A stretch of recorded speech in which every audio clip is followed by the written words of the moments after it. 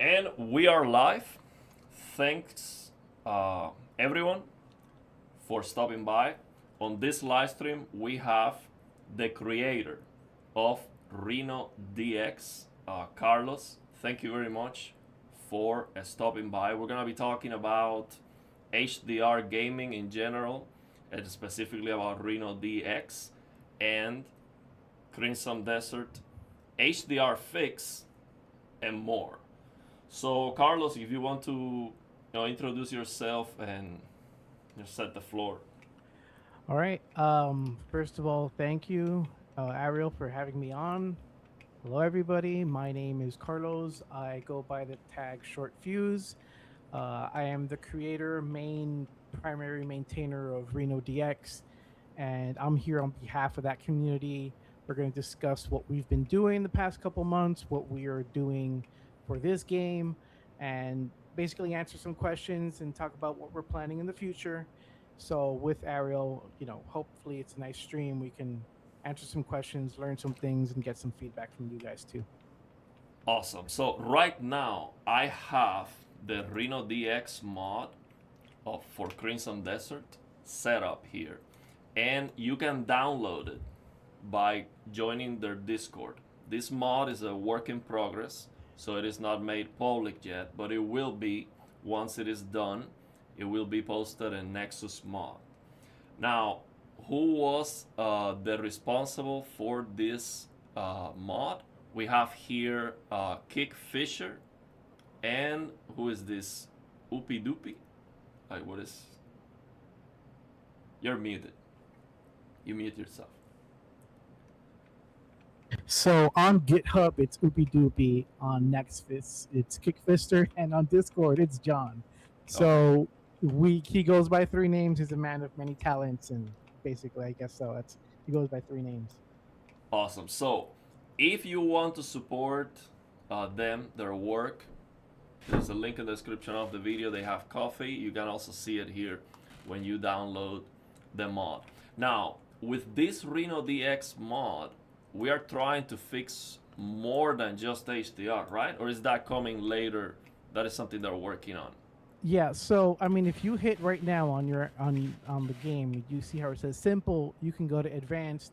We try not Oh, to we try not to get too many, too complicated for people. Um, so John has been working oh my on God. Let me yeah. just. This is the first thing that I want to do. Chromatic aberration. So, Okay, you with found it. Reno DX, we can actually get rid of this Yeah, that's it. noise that for some reason it is like in every game. Why do you think they liked chromatic aberration so much? We'll get to that. We'll Okay, get to that. But for now, I kind of want to make sure I give the proper shout outs, credits. okay. So right now, John was working mostly on the main output, which is, and the nice thing about our modders is that modders basically work based on what they want to do. They're not hired. People join the Discord, and they say, I want to fix this. John probably bought the game and said, I don't like this, I'm gonna fix it. And then that's our community. Somebody doesn't like something in a game, we share it. It's nothing's behind a paywall. I don't pay John for his work. John doesn't pay me for his work. And Forge is another one who's been working on stuff. Basically, his talents are more to like ambient Wait, occlusion, wait, wait. shadows. Yeah. Give me a second. Someone is saying you cannot hear Carlos well. Is his volume low or you cannot hear him at all?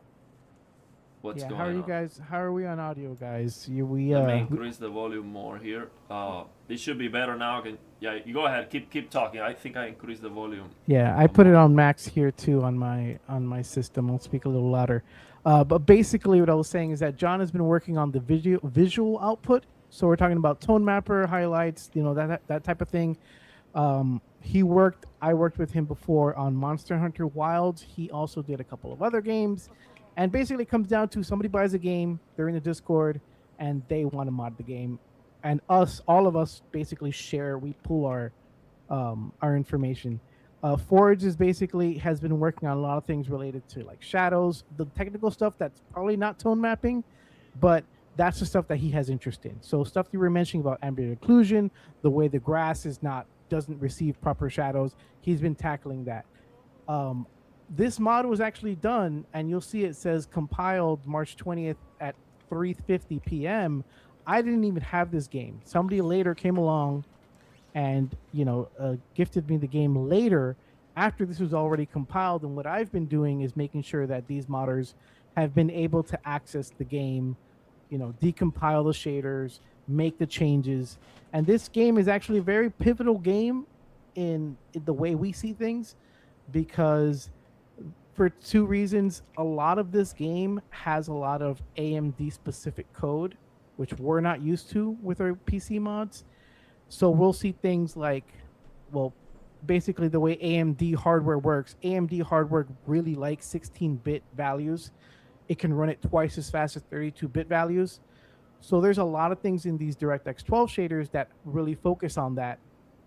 Now, yeah, go ahead. Sorry, let's explain people what this is, because a lot of people hear reshade and they might think that you're just tweaking the image, or just using your eyeballs to try to make it look better, or just stop the colors or something. Yeah. Let's explain to people what Rhino DX is doing and how a team of 2 developers, thanks to the tools that you have created, how can they make such a profound and difference? How can they improve the game in such a profound way in one day? I mean, we're talking about, to make a video game, that's not an easy thing to do. So how can 2 people just fix, for free, by the way, like they are not getting paid to do this. How can 2 people make a profound change on the game to improve the graphics? How does this work? How is this even possible? How you created a tool that makes this even possible? At a fundamental level, how does this work? I guess that's fair. I mean, I haven't been on the stream in a while, so I'm sure there's a lot of people who've bought, purchased HDR monitors. 2026 came along. We got cheaper MSI monitors, Samsung monitors, QD OLED monitors. So we're gonna get a lot of people just first time HDR. So as basically, let me back up a little bit. So Rhino DX, the idea of Rhino DX was we're going to make a system where we can go into the game itself, not after it's drawn, not after, when the game's done rendering. We're going into every single aspect of the game. Everything that the game sends to the GPU, which is your graphics card, we're going to intercept. And that means all the textures, all the shaders, all the memory that gets sent to the GPU, we can intercept and we can modify. This isn't after it hits your screen, which is normally how Reshade works. Normally Reshade, and by design, normally Reshade says, all right, the game has already drawn something, now let's tweak it a little bit. The same way you would take your display, you take your remote and you'd be like, okay, let me, change brightness, change contrast. We're not doing that. That's too late. So what we're doing is we're going into the game. We're basically modifying the game at the game level, at the graphics card level. We're saying, okay, before the game decides to do something, chromatic aberration, sharpening, tone mapping, whatever, we're going to get in there. We're going to intercept it, and we're going to modify what it's doing. So when we see that signal, it says add a chromatic aberration to do whatever to the image, we're going to say we're just going to remove that line of code. We're going to replace it with something else. So then that gives us full access to everything that's being sent to the graphics card, which means if we don't like the way something is being drawn, before the UI is drawn, then we can modify it. So that gives us a lot of information. So then what I've been doing the past year or so is fine-tuning the ability for people to say, I want to find when the game does this, which is basically, tone mapping, color change, sharpening, and say, I don't like that sharpening. Let's get rid of it. Options that basically the game does not give you because you're the end user, you are the gamer, but the developers have those options. So we are basically at that same level. We try to get that same level as if we were also co-developers of the game. So the main focus that we've had recently the past 2 years has mostly been HDR. And because of HDR, we've been doing it for so long. I'm just going to mute Discord for a second. Because we've been doing it for so long, we're kind of now branching out to the other stuff, which is ambient occlusion. Can we talk about ray reconstruction? All the stuff that we haven't looked at before, and people are getting interested. People are joining. So for this game, where Forge is the one who's kind of been most interested in that stuff, and he can correct me on Discord. I'm looking at my Discord now, but And that is the idea. that is incredible. So basically, what you are explaining is you have created a tool that gives you the power to modify. To It's basically intercepting uh, the code before it happens on your screen, and then Yeah. modifying it. We don't let it hit the GPU. The GPU does not see that code. So if we don't see a line of code, we see a line of code we don't want the GPU to see, we don't let it hit the GPU. Incredible. So the potential, just think about the potential that this tool has. It's unbelievable because really there is no way to, sometimes the game files are locked. So there's no way you can actually go and modify the game files without using something like this, right? Because you don't have the access, the low level access that the developers have, right? No, and I mean, even sometimes they themselves aren't going to do the research to know how things work. It sounds, I don't want it to sound mean because, these are developers, they have their crunch, they have to ship something with a timeline, and they might just find something online and say, well, I have a deadline, I have a boss who's breathing down my neck, and online there's this function that does this, let's just throw that into the game and hope for the best. And as you were saying before when you were talking about this game, why is it that the shadows, why is there so much pop in, why is this, why does it look like this? Maybe they don't have the time to sit there and figure that out. They have so many deadlines and so much stuff to do that they're going to decide, well, we're just going to copy paste what we found online and throw it into the game. We don't have time to measure if this is the most efficient way because they have a lot of things. And especially with more ambitious games where the boss is going to tell, you can't tell the boss, listen, I don't like the way that shade of green that came up. What is the boss going to tell you? He's going to say, we don't have time for that. Yeah. You have to ship something. And that's why I don't like criticizing developers too much, but we have a unique opportunity now, which is that's fine. I mean, it shouldn't be, it's not ideal, but we can do that day 1, day 2, day 3. Yeah, but it's like talking about Yeah. time. I mean, they just fixed the HDR and they did a bunch of things in one day. So I mean, think it sounds like that, and I'm gonna have to preface it because we have those man hours where we see something we don't like and we kind of want to modify it. And also, sometimes these decisions come down from up high. Somebody up high on the art guy might be like, I really love chromatic aberration. I really love sharpening. just And fire to that them- guy. Just get it Yeah, out. I mean, At least give the option because I Yeah. think Yeah. that is just an accessibility thing. I look at a game with chromatic aberration, I feel like my eyesight is getting worse or something.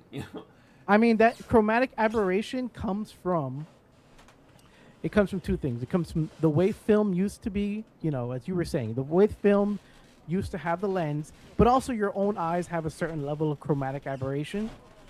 So it is understandable that you may want to tap in to something that your eye naturally does so it looks more natural, but what is too much? And if you do it wrong, are you making things worse and are you making things better? Is the problem. Where's the balance is the issue. And if they don't make a slider, some people are more sensitive to one thing than another. Some people will be like, chromatic aberration, I can't stand it. And just put that slider all the way to 0. Yeah. And then other people will be like, oh, I didn't notice it had chromatic That's- aberration. That's Which what is I did fine, immediately.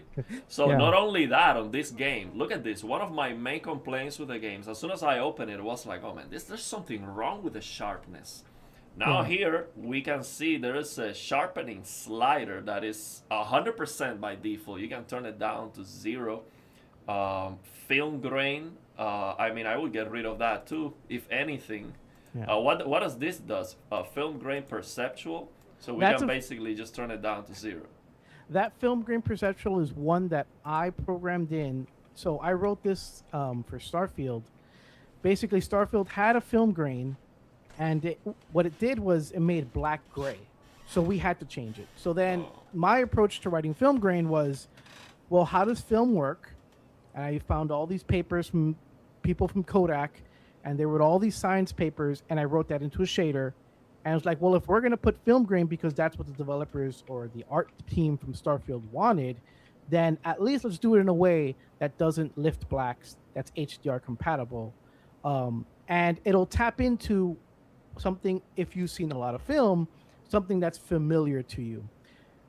We'll get into that discussion probably later, but Okay.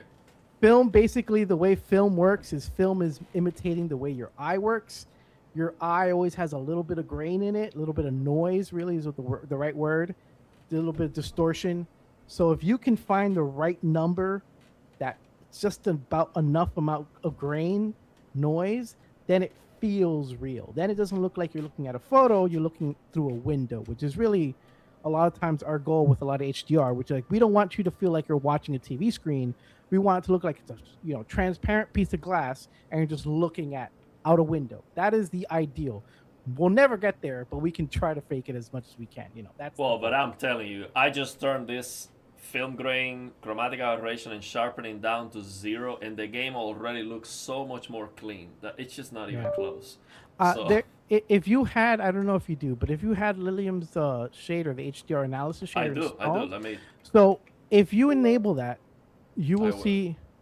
And it's a good example of how too much can actually ruin an image. So when you turn it on, you'll get on the bottom left. I'm a little delayed, so I'm just describing it. I don't even know if it's on the screen yet. But what you'll see on the bottom left is what they call the CIE, the color gamut, which is the human vision. You'll see all these dots. And when you see it, you'll see that because they added chromatic aberration and because they added sharpening, and when you set it to vanilla, you'll see that color, those dots, you'll see it explode. And it's like noise. yeah, and it's basically your eyes will pick it up as noise. Your eyes will physically struggle at what they're seeing because your eyes are trying to compensate for the noise you're putting in front of it. So because of all that noise, you put all that chromatic aberration, if you set to 100, or sharpening if you set to 100, because you see all of that noise, your eyes are sending a signal to your brain that this is weird. Well, for example, I myself have glasses, and this is like 2 years ago I started having glasses, right? So then I used to have LASIK, and now because of astigmatism in my eyes, LASIK didn't hold for however many years ago it was. But my eyes will feel like my glasses are dirty because my brain understands when something is dirty. Sorry, Carlos. I think that you changed something on the mic settings. Right. When we were speaking before. How's it going, Gaming Tech? All right, can you hear me? Tech on the chat now. It's a lot better. Yes. Okay. So what I was saying is that I'm used to having, now that I'm wearing glasses, there are times when I'm looking at something and I feel like I have to take off my glasses and clean them because my brain is getting that signal that something is smeared, something is blurry, something is dirty. And so that when that chromatic aberration is at full, when that sharpening is at full, for some people, I'm sensitive to it. It feels like I'm being blocked by something. And my instinct is to take off my glasses and clean them. Yes. So, but you know what is my take on all these noises, trying to simulate defects and stuff? It's like, for example, we do experience motion blur in our eyes. Like, I mean, if we are focusing in one object and then we move, our peripheral view looks blurry, right? Yeah. Yeah. But the idea of trying to do that on the game, for me, doesn't make sense because I decide where I want to focus my attention. And the problem I see is that the developers want to tell me, no, don't look there, it's blurry. I want you to look right here. and everyone is different. There's a new technology now. Like I've been reading a lot of papers to build the tone mapper that we're using here. I'm kind of shoehorning it. I'm going to be honest. I'm shoehorning it because ACES2, which is what the game uses now, is like our first Reno DX mod. That's what we used to use maybe 2 years ago. And I've been reading all these papers about like how your eye sees things and how it deals with contrast. And basically one of the things is that there's a lot of papers now that are trying to, and this, I'll tell you who's funding it. Meta's funding it, which is Facebook, and Apple's funding it for their VR headsets, where they want to make a headset that will understand everybody's individual perception of color so it looks the most real it can just for your eyeballs. Wow. Which means if that's the research that they're throwing millions of dollars into, it means you can't just ship something with just no sliders. This game only has 2 sliders as far as I know. Peak nits and exposure. That's it. That's all you get, right? So you can't just ship something with just 2 sliders and expect it to work for everybody. Maybe it worked for the guys in Korea who, when they saw it on their screen, LCD, mini LED, OLED, whatever they had, maybe it worked perfectly for them. But when I'm looking at it in my room with this room condition with my 42-inch LG display, maybe it's not the same. So then there's a lot of things which is like, we want to make sure at least you have enough options to tune it to your environment. And the future is that. The future that Apple and Facebook are spending money in is on VR headsets that understand that every eye is unique and can actually twist it to say, well, you look at green differently than this person.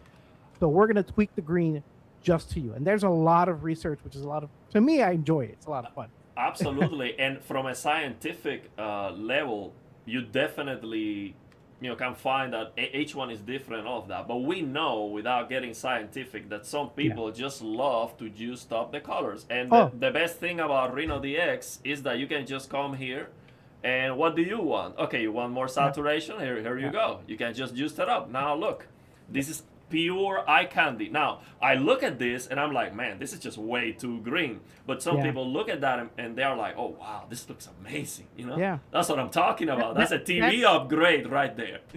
So in that scientific data, it's interesting because that scientific data has numbers based on your age. So if you are 15, 16, 17, you do not see the same colors. Take it, it's a blessing. You enjoy it while you're that young, but you don't see the same colors that a 35, 45, 55-year-old, colorist is going to see. You literally do not. You see colors differently. You see them more vibrant. At my age now, I'm getting close to 40. At my age, I juice up that saturation and contrast fighter, which is, to some people be like, you're blind. How are you juicing up that contrast? But to me, I kind of enjoy that. I'll tell you now, all my Reno DX mods, they're at 50 when they release. That's the default. But I put it to 70 or 80. I like contrast. Change the audio setting again. Oh. Now let me tell you something else. Not only the colors. It is very important.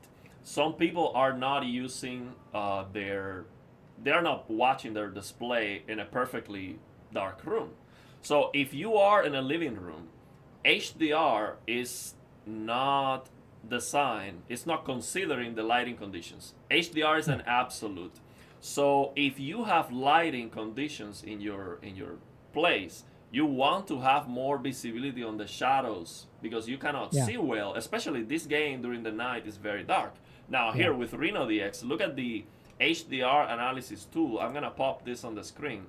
You're gonna see that I can actually increase, or at least that has been my experience with these Reno DX mods in the past. You can increase the shadow detail without destroying the contrast of the game, without making it look washed out, without destroying the colors. See, you can do this, for example. Oh, wait, I messed up the contrast. The thing is, I'm using like a wireless mouse. It's not working very well. Yeah, but you can do this, for example, and now, see, look at the game. It's not being destroyed. You can increase significantly the shadow visibility, and the game doesn't get destroyed. Like, you don't see washed out colors. Like sometimes we see with HDR gaming that everything looks washed out, and the black level race is a big problem. But here, you still can retain the presentation if you're in a bright room and you can see better at night. Yeah, I mean, right now, how I have 2 numbers is basically what I keep bouncing through. If my lights are off, I'm setting game brightness to 100. If my lights are somewhat dim, I set it to 170. And if it's like daytime, I use around 200. That's about what I do, because that will compensate for the room environment. But and some people are gonna love to do this, for example. So even when you're talking about what is that new technology? So Dolby Vision IQ, Dolby Vision IQ is that. Dolby Vision IQ means that every single TV has a little light sensor and it knows your room brightness. So what the idea with Dolby Vision IQ is, if it can know your room brightness, then it knows how much to boost the brightness. If it and you know monitors don't have monitors don't have that little feed. Yeah, I Um, think the audio got messed up again. I don't know what might be happening. Yeah, all let's right, see. what I was basically saying is that like Dolby Vision IQ is built for that. Dolby Vision IQ says it'll know your room environment because it has a little sensor on the TV. So a TV cannot have Dolby Vision IQ if it does not have a light sensor to tell Dolby's or Dolby's processing how bright your room is, so it can compensate for the surround environment, which is usually either game brightness or contrast. That's usually the two that get boosted. If you're in a like I have a TV in my living room, that TV in my living room has to be brighter than the TV I have in my game room because my living room has a bunch of, bright windows and sliding sliding doors. But the one in my gaming room, it doesn't have to get that bright. So Now, I have a mini LED in my living room, but I have an OLED in my gaming room for that reason. now that we have gaming tech here, he's gonna be trying out the console version, and he's gonna try the Reno DX on the PC. Someone asked here, Manticore, in general, people think that the HDR in the console version sometimes is better than on PC. That definitely happened at some point. But can you chime in? What's going on? Why would a developer make a better HDR for the console, or why would the HDR be better on the console? Is it a Windows problem? Like, what's going on with that situation? It technically shouldn't be any different. Like that's the technical answer. The technical answer is all it's doing is creating an image, especially with HDR. HDR and the HDR that we use, which is called HDR10, which is called PQ, something invented by the group at Dolby. PQ does not allow the user, or shouldn't allow the user, which is you, the TV owner, to manipulate the nits, the gamma. That's all SDR. So you can have an SDR screen, SDR image, and be like, I want to change the color space. I want to change the gamma. I want to do whatever, right? HDR is not meant for that. HDR is what the developer sends out to the TV is supposed to stay that way. It doesn't always happen because TVs want to sell a better, when they're in the store, they want their HDR to look better than the other one. It's not supposed to look better than the other person's. It's supposed to look identical unless the other one can't produce a signal. But basically, it's not supposed to be different. Yeah, Why because is- HDR is the creator's intent. That's the whole purpose, right? Yeah, they stripped out of HDR all the things that SDR had going for it, which is just send a signal and the TV, even based on like location, a TV in Japan and a TV in the United States, a TV in Europe, they're all tuned a little differently, and it depends on how the TV is tuned. The one of the fixes with HDR is it doesn't matter how it's tuned. There is no tuning. It is one flat signal. The problem is, and I'll get to the PC HDR thing, but the problem is if your SDR is inaccurate because it's been tuned to be punchier, then when you get that HDR, it's like, wait, this looks more washed out. What happened to the colors? It looks different. But that's usually it's because the SDR wasn't doing what it's supposed to. The other aspect is the HDR is not tuned to be as contrasty as the SDR.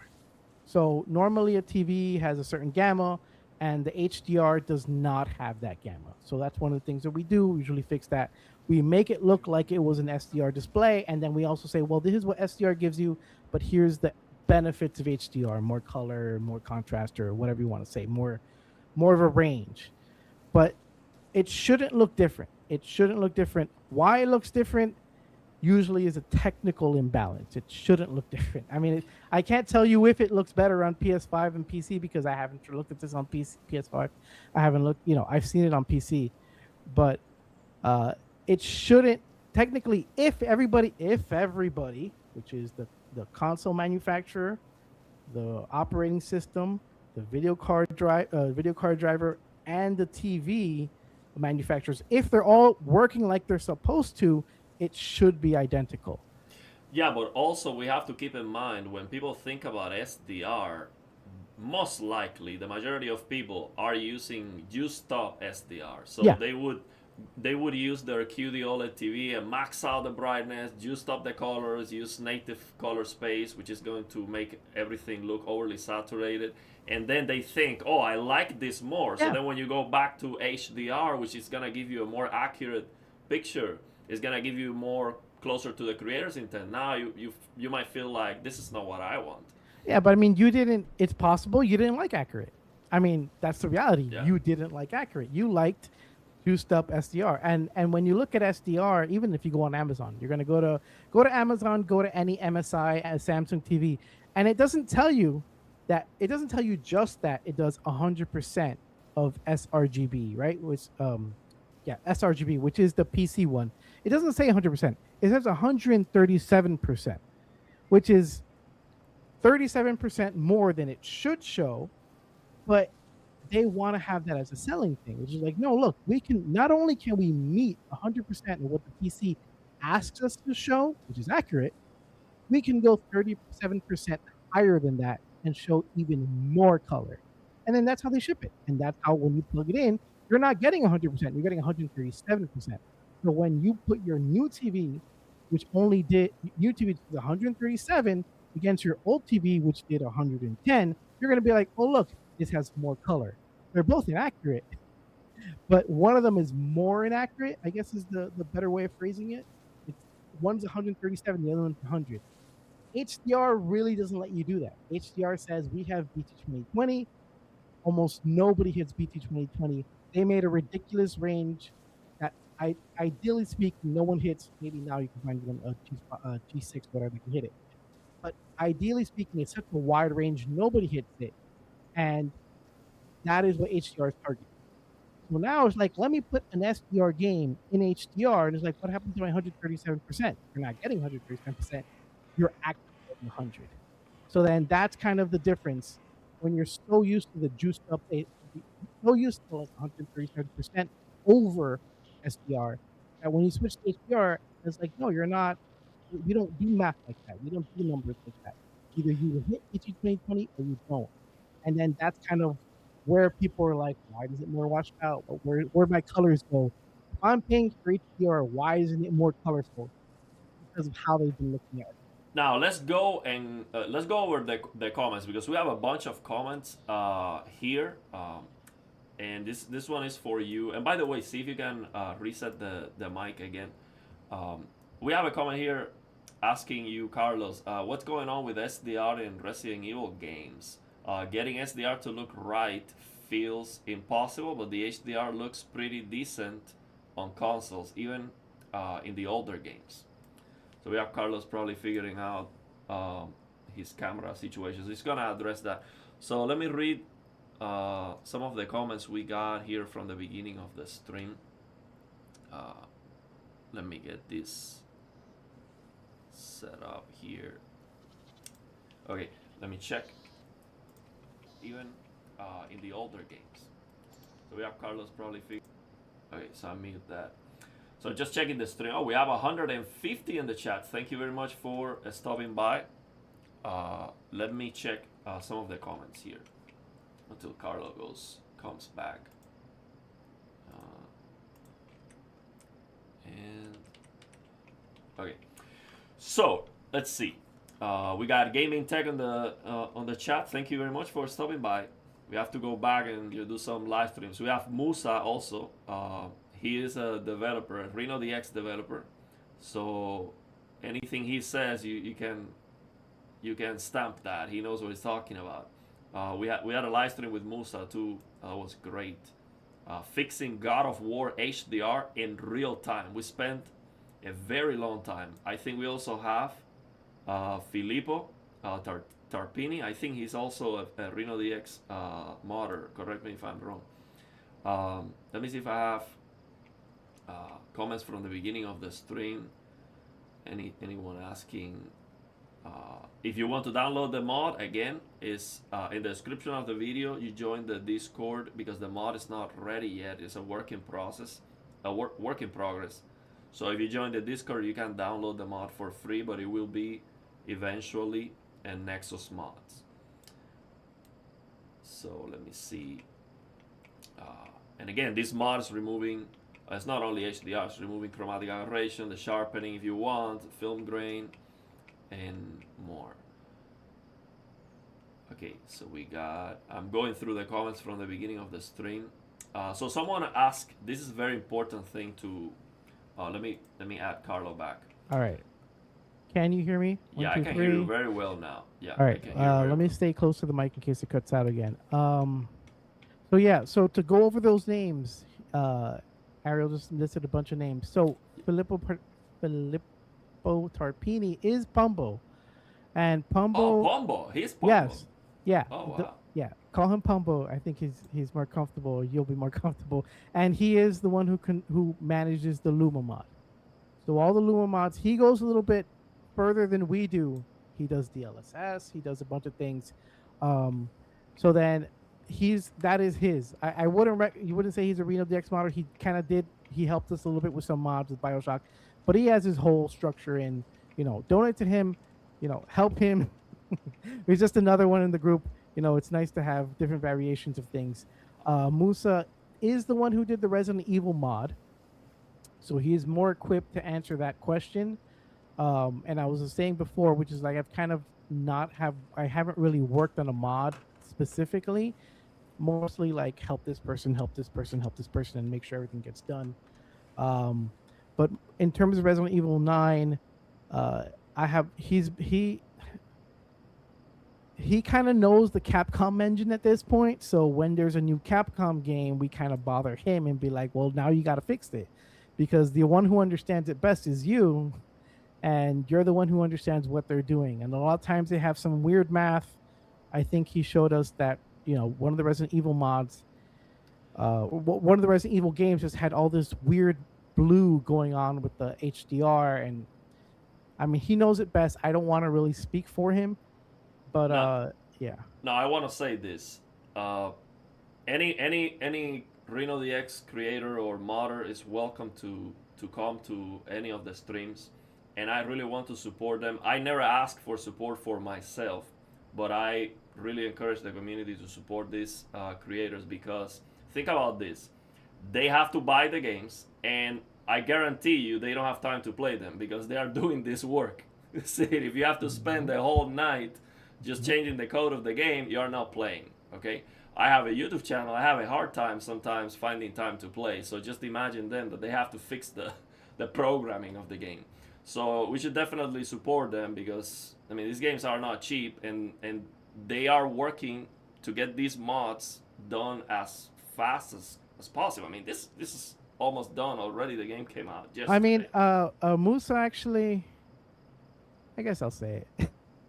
He had a day one patch for Death Stranding 2 because he did Death Stranding 1. So if anyone understands the Decima engine, it's him. So that was another thing, which is like, look, Death Stranding 2 is coming out on PC. So I have never touched Death Stranding 1. You did it. We kind of put that pressure on him. I mean, I kind of feel like everyone here should really give him some money. Hopefully he gets a nicer display, because I kind of poke him a little bit because he has a 400 nit display. He should not have a 400 nit display. Get him a 2000 nit display, guys. We need to figure it out. I think also, Carlos, I mean, do you have a YouTube channel where you post? I have a YouTube channel. My YouTube channel is CL, which is Carlos Lopez, CL Short Fuse on YouTube. But I am always on the Discord. That is basically, you ping me on the Discord, and I am there. Ask me anything, ask me decompiling a shader. If you want to make a mod and keep it private, you want some help, just reach out. As long as you do it in the Discord, we just share the knowledge. That is what I ask. Don't message me. I prefer you not to message me privately. Just message it in the Discord. And we have a nice community. We have a lot of modders now. and just we'll share the information. I want to make the shader, I want to do this, I want to mod this game. We'll figure out a way. That's kind of what we're doing now. It's like I see something in the game, because we're all gamers too. And especially as especially when you don't have a lot of time to game, you don't want to waste your time Yeah. on a bad presentation. You want to have, when you sit down and play your game, the limited amount of time that you have to play a game, you don't want to have to deal with DLSS settings and whatever's going on. Exactly. You just want it to work. So we're all in that same camp. We're all struggling trying to get something to look that looks good to us. And in this case, this game, I had no idea this game existed. But if I wanted to start this game, then Forge and John have gone through the ringer, and they figured out how to tweak this game, get rid of the chromatic aberration. I probably would hate it too, just Yeah. so and then download the mod and just play the game. That is how we work as a community. So let me ask you to that point, because I'm getting into playing multiplayer games, and the problem is we don't have Reno DX. So someone was asking earlier on the stream, will there ever be a Reno DX Lite version that works with online games, even if it's less powerful? Yeah, I mean, that I wish I have I'm kind of holding a standard. It wouldn't be called Reno DX. I'll just say that, right? Because the whole point is that the Reno is short for renovation. We're renovating the game, just like you would go to a house and renovate it. If you wanted to paint a house, you wouldn't call it renovation. You would just call it paint job, right over the top, airbrush or whatever you want to say. So the reality is, what should be happening is we want developers to at least provide the sliders or the options that we're providing. I mean, we're very open to, if you're a developer and you want to understand what it is that we're doing, because I feel like we have a kind of good pulse on what the community wants. Come to us. If it has to be a private chat because NDAs and all that, we don't mind. The only thing that we have on ours is that it just give us credit for the stuff that we've done. We've been working on this for 2 years, more than 2 years. Just at least put our name somewhere and say, look, these guys helped us. I think that's fair. I mean, that's beyond generous. You should ask for money. I could ask for money. No, I you should. Ask for money. These games make millions of dollars. Crimson Desert had like 20. Yeah. It was making like $20 million in pre-orders only.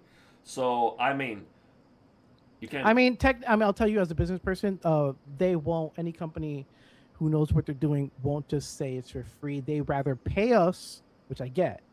They would rather pay us to not put our name on their product. Oh, really? Which is fine. I don't have an issue with that. And we're open to it. I mean, I don't have an issue to that. Maybe somebody else does, but it's like, I think, I want someone to use all the stuff that we've been doing.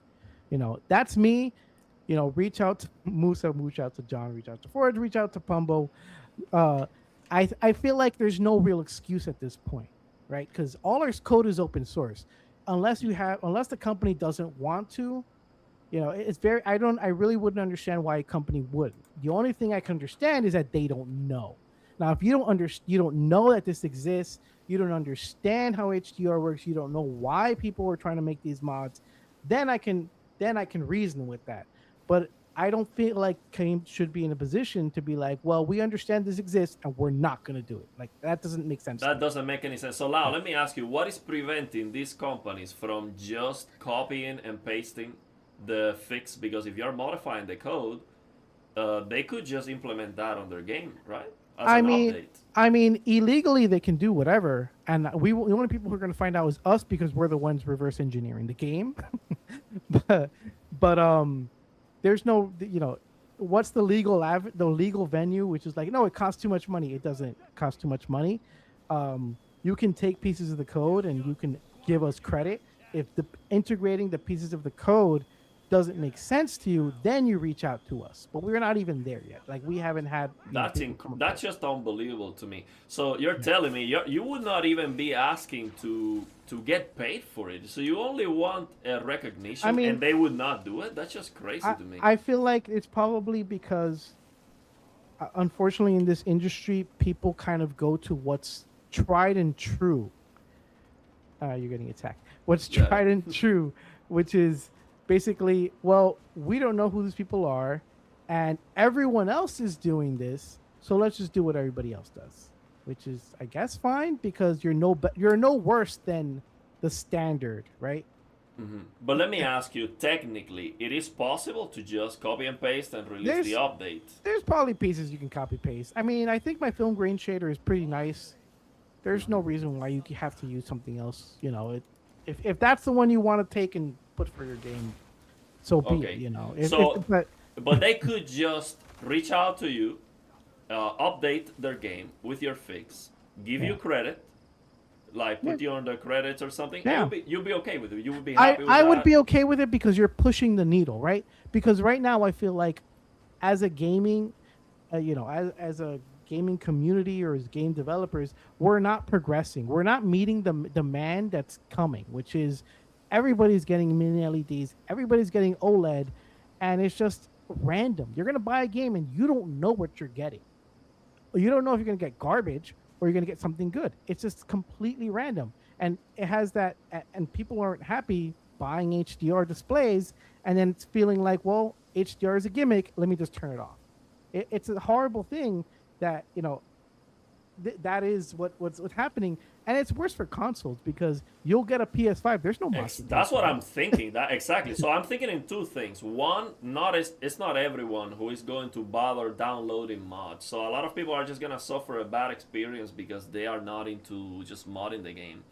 And the other thing is the console players. If they update the No. code of the game, everyone gets the benefit. I PS5, Xbox, everyone. No, even Switch 2. I have not touched my Switch 2. I will tell you honestly, I bought a Switch 2. I had not played the Zelda Echoes of Wisdom because I was like, oh, it's coming out for Switch 2. They're going to do whatever, right? And then it came out and it's just inverse tone map. And I'm like, I mean, I'll tell you honestly, I modded an emulator. If that's how I'm going to if that's the option, then I'll mod an emulator to get my HDR. It's a device that takes HDR. I am locked out of that device. I know the code. I've decompiled the shader that exists on that game for the Switch 2, but I can't tap into that. So then now I have not played Metroid Prime 4. I played Metroid Prime 1, 2, and 3. I have not played Metroid Prime 4 because it's just I've lost interest. So at this point, it's even possibly. I mean, I'm not that demographic, maybe, but to me, it's like I wouldn't even spend my money to buy a game because why would I, knowing that I can have a better experience on my PC? And I mean, yeah, it's kind of a weird pivot to have, but position to have, but No, I totally understand it. yeah, I would do the same. Now, someone was asking me, raise the shadows to see if you can actually get more visibility without destroying the image. At some point, if you just go over 90, at some point it yeah, might be too much. But if you want more visibility, you're in a bright room. You yeah. just do That that's 80. that's the other thing, which like you are on YouTube. YouTube is going to say, and this is how compression algorithms work. YouTube says, well, if it was important, then it would be at mid luminance because it's shadow. Let's not waste our bits encoding shadows, and then when it gets to the people on their screens, it becomes mush. That also talks about online game streaming, which is probably never going to be great for HDR because it's going to destroy shadows and be all blocky. But ideally, in our games, these shadow sliders will do what you expect them to do, and it's because of that. But that's the problem. In my experience with most of these HDR games, usually when they give you a shadows slider or black level, black point, you don't want to touch that because as soon as you touch that, you're ruining the game. You're either crushing badly or washing out all the colors. And this shadows slider of Reno DX is by far the best I have ever seen. Like I wish games had these settings, but they don't. I mean, that is 5 lines of code. If a game developer wanted to steal it, I wouldn't even be able to tell. So the real question goes back to why aren't they stealing it? Like, I why mean, aren't they? that's crazy. So I would have expect you to No, tell me, hey, no. look, this is my work. This is the work of all this community. They should reach out, pay for it, and include that in the game, and also give us credit. Both.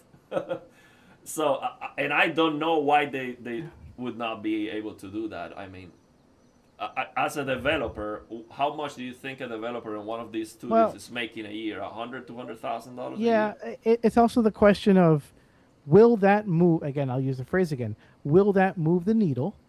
Will that increment one sale? And maybe it doesn't.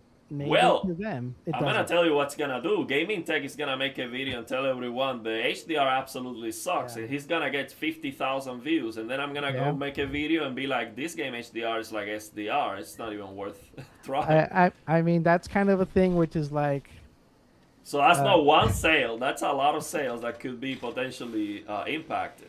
So I I mean think it does I matter. guess that's the business equation. How many sales are you losing?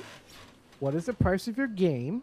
And how much does it cost you to implement it? If the cost of implementing it is less than the number of sales you will lose, then implement it. That is the math. And I think also for marketing and advertising, this game company sometimes they release a 30 FPS 1080p video like looks horrible. I don't understand who is the leading marketing there or whatever. If you release if you want to showcase your game, you want to showcase it at the highest quality, and that has to be the highest quality available for YouTube.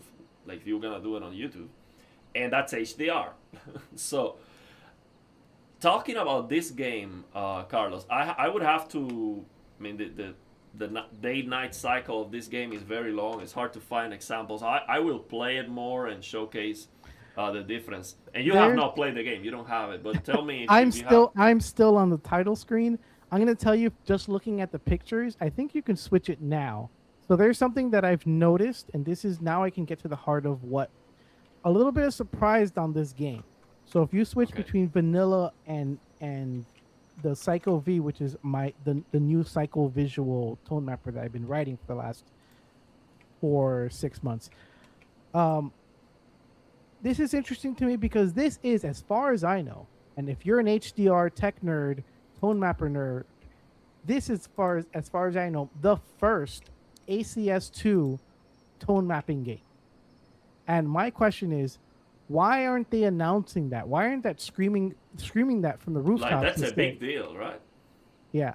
So then one of the things that I've noticed in this game, and I haven't even gotten past the start screen, is that there's a certain tone. I feel like I hate mentioning it because it's gonna you're gonna people who are not playing on on the PC version, the Reno X version, are not gonna notice are gonna see this now, which is I've kind of labeled all these screenshots as having a color, which is it's called burnt sienna. Burnt sienna is a color that the Crayola crayons used to have. It's this type of red clay type of color that this game it's everywhere. It's everywhere in this game because the way that ACES2 tone maps, it doesn't turn red to yellow, it turns it into pink. So there's some areas, some flames that have this pinkish hue to them on vanilla. And you'll see it in flames, you'll see it in certain areas, and you won't be able to unsee it. I'm sorry, I kind of cursed maybe the whole half the audience here. But you won't be able to unsee it, which is this reddish pink hue. And that's one of the things that, you know, they have a brand new tone mapper. This should be ACES2 is the new tone mapper they're putting in Unreal 5.7 or 5.8, whatever the version they're on now. That is a new one. They had ACES1, now we're getting ACES2, ACES2. And you'll maybe notice it on certain areas, but the way that tone mapper works, it's not horrible. I'm going to be honest. When I did my first Reno DX mod, I had ACES2 as my tone mapper. So I'm very familiar with this tone mapper because that's the one I used for maybe 4 to 7 months. And then all these flaws, I started noticing all these flaws in the colors and whatever, and I didn't like the curves. And then I started making my new tone mapper. So is it better than ACES1? Yes, in some ways it is. Hopefully you guys will also like it too, because if you've been using Reno DX mods from 2 years ago, that's kind of what we were doing 2 years ago. Um, but what I'm surprised about in this game is that how are they not announcing this? Like this is the new thing. But let me And ask you. So you're saying like it is actually a good new thing, but the reason why the game looks why, for example, when I'm going back to the game, I feel Yeah. like it looks overly, like it looks like auto HDR, looks like inverse tone mapping, like it So is too yeah. bright and too dark at the same time. So let me explain a little bit. When I said I used it, we use so ACES2 is basically two things, three things. It is a tone mapper curve, it is a saturation system, and it is a hue system. All we did for Reno DRT, which is you'll find it in some older games, is use a tone mapper curve. The hue system we've played with OK Lab. I'm sure you've seen OK Lab, ICTCP, Dark Table. We've played with all these different ones. The problem with it, ACES2, is it is built by the Academy Awards, the people who host Academy Awards. They're financed by filmmakers, but mostly film is kind of SDR. Yeah. And their system, their math, it works up to maybe about 300 nits. When you're talking about HDR, you're going to find some weird pink colors. You're going to see pink flames, I all see. these things. In SDR, SDR is not able to get bright enough. So it would turn white in SDR, but pink in HDR. So then there's a So couple. I Yeah. think, based on what you're telling me, two things: the tone mapper doesn't have, it doesn't, it is separated from the gamma curve. So the adjustment that they did for the contrast of the overall contrast of the image Yeah. might be, So, could be better, maybe. so I mean, to me, it's simplified. I can't understand it. When you tilted your camera and you were looking at that rock right in front of your Yeah, character, yeah, that rock is yellow, right? There is yeah. a reflection coming from somewhere that's yellow. When you see it in ACES, maybe you don't see it on YouTube, but I'm sure you see it on your screen. There's this weird red pink tint that Yeah. doesn't feel natural. Yeah, In SDR, you would not see the pink. You would only see the white. I see So, it. so then these tone mappers are not really built for HDR because Hollywood, even to this day, is HDR is kind of an afterthought. So then we haven't used, which is called the Danielle curve. We haven't used this curve and this system in a long time. It, We yeah, this I'm is sorry that years I ago to us. interrupt you, Yeah. because I now you tell me, I can clearly see it. Look at the rocks here. When I go to the game originally, now this definitely has this pinkish, reddish look, like Yeah. magenta-like look, and it reminds me to when I was messing with my LG C1 TV settings, and I did change the magenta to green balance of the Yeah. TV to make it look more like a QD OLED, but I really messed up all the white balance, and it was looking like this. It was looking like eye candy in this way, like kind of Yeah. magenta, but it looks wrong. Like this definitely looks more correct. It looks more green. that that that's one of the problems with these things is that it's hard to make a tone mapper and quantify what's wrong. So this is like that uncanny valley, which is what we call it, which is I don't know what I'm seeing, but something is wrong. Yes, And to yes, put a number to say, no, what you are upset about is the hue, it's the saturation, it's the luminance, it's the location, it's the bloom. How do you make a number out of something that your brain just says, no, that's wrong? yeah, and also it depends on the display I'm using to watch the content. It depends on my eyes, the way my eyes Yeah. perceive the brightness. It also depends on the color temperature of the light that I have on top of me. But what I can see with the original game tone mapper is that the contrast is exaggerated. Like it's looking like it has too much contrast. Like the whites are too bright, the blacks are Yeah. too dark. I mean, that is a filmic tone mapper because, again, as I said, ACES2 is built by the people for the Academy Awards. It's built to replicate film, or at least try to get it to look like film. So, film is very contrasty, and I've kind of reached this type of understanding that, excuse me, film looks the way it does because film is trying to copy the way our eyes work. So instead of me trying to copy how your eyes work, instead of me trying to copy how film works, what I've kind of gone through this whole rabbit hole the last 6 months is instead of trying to copy film, why don't we just try to copy how the human eye works? So everything that, so the Psycho V stands for psychovisual, which is psychologically, visually, how do you see your brain? How does your brain pick up light? How does your brain understand hue? When things get bright, what does the color retain the same color? I can throw some things out to you, and maybe it kind of screwed me over because, for example, the red that you see in a tomato red. So let's say, for example, when you're looking at a car, and you're probably remember this tomorrow. You're looking at the back of a car in broad daylight. You look at the rear lights of that car. Remember that color of those lights of the car. The lights are on.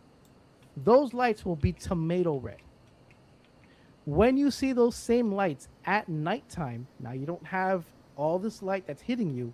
Those lights are no longer tomato red. They will be this orange red because your eyes hue shift naturally from red to orange as they get brighter.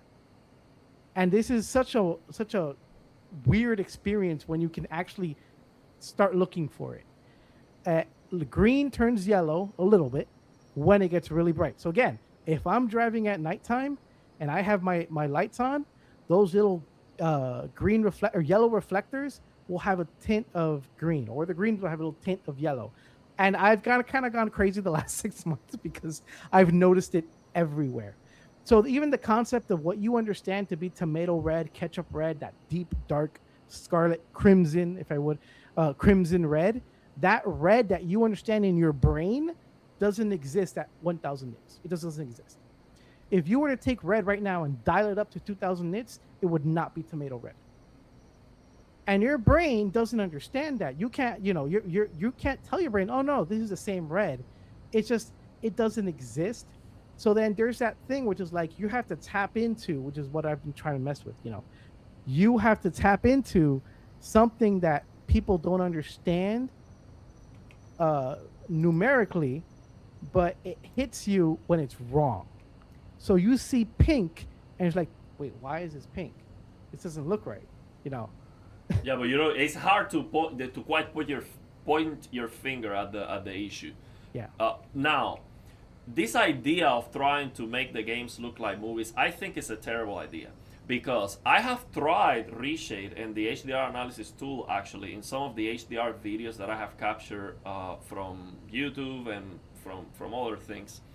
And I noticed that the black floor is almost always raised, and it is raised because of film grain, a bunch of noise, and compression, and all of that. So, in my opinion, games have the potential to look better, and they do. So, for example, this tone mapper, and maybe that's what they're trying to do, apply the movie tone mapper to the game. Yep. If you do this to a movie, it's going to enhance the movie. Because you're doing two things in general. You're crushing blacks, you're raising the brightness of the whites. But in this case, it's just too dark. I want to interrupt you there because there's something fundamentally different, which kind of we need to understand, and maybe even game developers need to understand. These tone mappers are not built for video games. These tone mappers are built for cameras. Real life cameras capturing real life things in a wider gamut. Take your RE 4K cameras, your red cameras. They're capturing content in wider than human vision.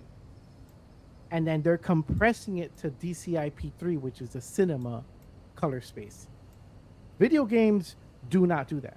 Video games are in BT709, very compressed, and they're trying to fit something that wasn't made for them. Yes, you can say, these CGI companies, the ones making Avatar, all these digital colors, all these companies, but they also have the opportunity to fine-tune something before it releases. So what would be the ideal thing? So what is what you would recommend? What is the direction that you think it would be the best for gaming to improve the situation? I mean, the one of the main problems is thinking. I mean, if you're in the mindset, and I guess it's you have to guard yourself from not feeling defeated, right? If you're in the mindset of I need to ship something, I make all my textures not in real human colors. I make them in Photoshop. I design them by pen. Then you need to erase from your brain that you can use something used for camera systems, because it is or it isn't. You can't just try to pigeonhole something and say, I'm just going to use this because it's popular, which is kind of a big problem with a lot of games. It's like, I'm going to use what the people in Hollywood use, but Hollywood uses real cameras. You're not using real cameras. So just on that aspect alone, you can improve your product by understanding that you shouldn't just be jumping to what movies do. And that is your complaint too, because you're also like, well, I don't like chromatic aberration. It's like, well, chromatic aberration exists because of film. And unless you're actually capturing film colors onto film, you shouldn't really try to just throw that in there. You have to understand that your medium is not the same medium. People do not consume it the same way. People play their video games with the lights on. People go to a movie theater, no lights whatsoever. You can't just treat it the same way. So if you understand your target audience, you understand how you put the content into your program, then you can understand you need a custom solution, or at least a better solution, to get it out. I've experimented. There are other things that you can do, but again, we're playing with. If you want to join the Discord, I feel like, and learn what we're doing, how we're tackling that problem. But just running to do what Hollywood do what Hollywood does, is very much going to be the wrong answer most of the time. So you might get lucky, but usually not. So, but my question is, for example, let's say Carlos, I just married this girl, like, her dad is the boss of the company for Crimson Desert. We're making a game. How should we do this when it comes to the color grading? Like, what would be the guidelines? Like, we have the wheel, like I'm in charge, like I'm telling them this is what I want the game to be. Like, what would be the standards and what would be the best practices to get the HDR looking the best, the color grading, and all the filmic or not, or realistic or true to life? Like, what would be your recommendation? Like, if there are some developers listening at some point here. Yeah, like, it's like it's like, then what do I do? If what I'm doing is wrong, exactly. Then what do I do? If everything I've been doing is quote unquote wrong, then what am I supposed to do, right? Basically, there are some things that you can understand. Like, I don't like making it harder for people. So the same way, I'll tell you honestly, what we do in the Discord is throw this solution that we've been doing, which is kind of gets you 70% there, and then play with it, understand it, and then try to understand and try to mess with it. So then it's kind of a long thing to just sit here and explain all the technical things, but the way we do it, I guess that's maybe the easiest way. The way we're doing it now is we map the luminance. We say, okay, we understand. So let's say, for example, we understand that you need to tone map the luminance, right? We get all our color grading done before we decide the peak nits. So we say, okay, we're going to work in untone mapped. We're going to add a contrast. We're going to add shadows. We're going to tweak the saturation. We don't even care what the person's display is. Does your display go to 100? Does it go to 400? Does it go to 1,000? We don't care. We're going to make a final reference image of the game, which is a lot of games don't do this. We make a final reference image of the game. We call that untone mapped. And then after the game has its final tone mapped image, however bright this is, blah, blah, blah, then we tone map it. You have two options, maybe more than two, obviously. You have a neutral tone mapper, which means, did you inject all your hue shifts? You wanted your red to turn yellow, you wanted your orange, your whatever, your orange, you wanted blue to you wanted brights to desaturate to white. After you're done with that, you will do a neutral tone map, and a neutral tone map to the user's display. So the way we're doing it now, and I'm trying to get this, it's not an easy, and I'm a bit of a perfectionist, but 80% is fine. It's better than 20%. The way I'm doing it now, and this is a beta version of whatever I'm doing now, is I want it to look like, how does a human see it? So do all your math, do all your contrast, do all your shadows, do everything you need to, get your saturation right, get your hues right. How does a human understand the scene? And then what we do secondarily, after you got your image, So imagine you had a hypothetical 10,000 nit display, and you can see it on 10,000 nit display. There is no tone mapping. The display you have is capable one-to-one reproducing what you want to see. Imagine you have that. Now, after it looks perfect, now all we're going to do is just chop off the last part. Put a shoulder and squish the last part. That's called a neutral tone mapper. Don't add contrast. Don't lift the blacks.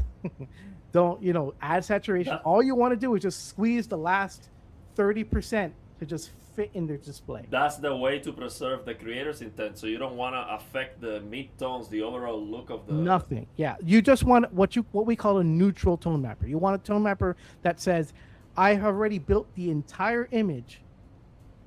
The entire image is in memory, right? So the entire image is there. It's on the computer. It's been done. It has all the color, it has all the lighting, it has everything it needs to. Now I just need to curve it to what a display can show. And also, the reason why that works is because the way our eyes perceive the brightness. So from 0 to 100 nits, that jump is as big as the jump from 100 nits to 1000 nits. It's as big as 1000 nits to 10,000 nits. So most of the game basically right now is not like too bright. But now tomorrow I get a 10,000 nits display. The idea is not to make everything look brighter. So the idea is not to do this. For example, I can copy. No. This is not the idea of 10,000 nit display. No, I mean that's a problem right now in ACS2. It has a number. It has a number, and it's. I mean they're not great variables. There's variables called W_G. I call it white gain. But basically it says, I mean it's not there, but inside the game I know how it works, right? There's a variable in ACES2 that says depending on how bright the game is, depending on how bright your display is, we're gonna boost the midtones, which doesn't really make too much sense because it becomes uncontrolled. Because if I have a display that is 3,000 nits and then it gets an upgrade, or like the Samsung, right? You have a Samsung display and it goes up to 1,500, you unlock it to 3,000. Now, why would your midtones shift upwards? Yeah, exactly. It doesn't make sense. No. ACES2, because it's more of an SDR-centric one, what they're doing is when you stretch the image, you're reducing the range. So they kind of have a fixed, this is what it looks like in SDR. And what we're going to do is we're going to stretch the SDR. This is what they're doing. Yeah. So they have an SDR. And that's how it looks. It looks like auto HDR. It looks like SDR just. It is. Oh, you're going to get attacked again. It is. It is stretching. Anytime you say stretching, to me, I mean, they do it. I understand why they do it because they think SDR first. So they think I have an SDR image, I have my SDR graders, they're done, they made their image. Now figure it out how you're going to make it work on a 3,000 nit display, which is stretch it. And what the easiest way to make it look like you're using all of the 3,000 nits is just stretch it, which is what they're doing. It doesn't give you more range. Let's be honest. It is not giving you more range. It is just stretching it. You're not getting new highlights, new detail, which is what was supposed to be the point. Exactly. So to these people who are afraid that, oh, I want to see the creator's intent. Well, actually, when they do that, they are changing their vision because you're changing the brightness of the midtones. You shouldn't do that. So because you have a brighter display, everything is not supposed to be brighter. So this Reno DX with a better tone mapper allows you to increase that peak brightness without necessarily. So look at I'm gonna show you the HDR analysis tool here. If I do this, if I increase the peak brightness only, see what happens to the peak brightness. It just goes up with the highlights, but the rest of the of the game stays the same. There's no changes. So now I have a 1000 nits display. See, almost nothing is changing. Only the upper part is compressing a little bit, but you still retain that detail. Now, what the game is doing, if you have a 4000 nits display, it is changing the midtones, and probably you're saying the bottom part maybe too, like the shadows might change. I mean, it is literally saying we have an image that goes from 0 to 1. What is 100%? And it stretches the whole thing. Yeah. So if your 100% is 100 nits, then it's going to say, well, 0 is now here, and 100% is here. and then it starts moving and Yeah, stretching. it's like a remapping of the whole Yeah. range rather than just remapping what needs to just enhance the contrast with the So higher then, pixel. I'll touch on something going on in the comments now. Go ahead. Basically, for example, how does Gran Turismo do it? Gran Turismo uses so ACES2 uses what's called the Reinhardt curve, um, and that is what Gran Turismo, if I'm not mistaken, uses that for luminance. And then what they do, this is I hate to get too technical. What they do is they take what's called per channel.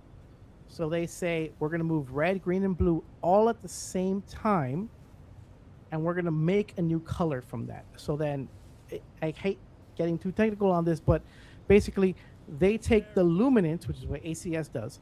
They take the luminance. They say, well, how bright is it to the human eye? We're going to raise that and we're going to lower that. And then they're going to take the red, green, and blue and say we're going to tweak each of them independently, which is how film works. And then we'll blend those two numbers. What they have as a hue processor, which is what decides what is considered bright red, what is decides what is considered dark red, is what I call the hue processor. You can have JZ, AZ, BZ. That's what the Gran Turismo, poly digital, I forget the name, Polyphony Digital use. ACES uses one called Hellwig. We've used OK Lab. We've used ICTCP. And then that decides the hue. So they'll say, okay, well then we're going to do the per channel way, and then we're going to do the luminance way, and we're going to use this third processor to blend, to make sure the hues match from the luminance way, to match from the luminance way with the per channel way. The reason why people do this is because that's what film does. And the way film works is that, and we have that here on that slider, on the psychovisual slider. The way film works is when it moves contrast, it moves color. So film does not get deeper contrast without also increasing color contrast. So if film gets darker, it also gets more colorful. It moves as one single unit. That is what we call per channel. So then these tone mappers are they're messing with that. So they're messing with, what if we work like film does and move color and saturation at the same time? And if you notice in the Cycle V, they're both at 60. Technically, because it should be just one slider. They're moving both at the same time, which is per channel, but they're also trying to get the benefits of just changing luminance without hue shifts. So what Cycle V does, and it's a little bit different, is it does do per channel. I'm getting really technical. And Go get into it. I mean, I get an idea what you're trying to talk about. Like, basically, what you are trying to explain is you have to be careful because you are increasing the brightness. You don't want to change the colors, basically. But here's the thing: like, you say brightness, so brightness is a number. Brightness is a human concept. For example, when you see the rainbow, I like using this as an example. When you see the rainbow, you think, your brain says the rainbow starts at red, orange, yellow, green, blue, indigo, violet, right? It starts at red and it stops at violet. So if I ask you, how bright is the color after violet, which is UV, you say 0. It doesn't exist, right? If I ask you, how bright is the color before red, which is infrared, you'd say 0. So brightness to us is just a number based on what our eyes can see. I guess that's kind of the cleanest way I can describe that. There's still energy, there's still wavelengths. They're called infrared, they're called ultraviolet, but our eyes don't pick it up. So we give that number 0. Everything between red and violet, we give it a brightness number.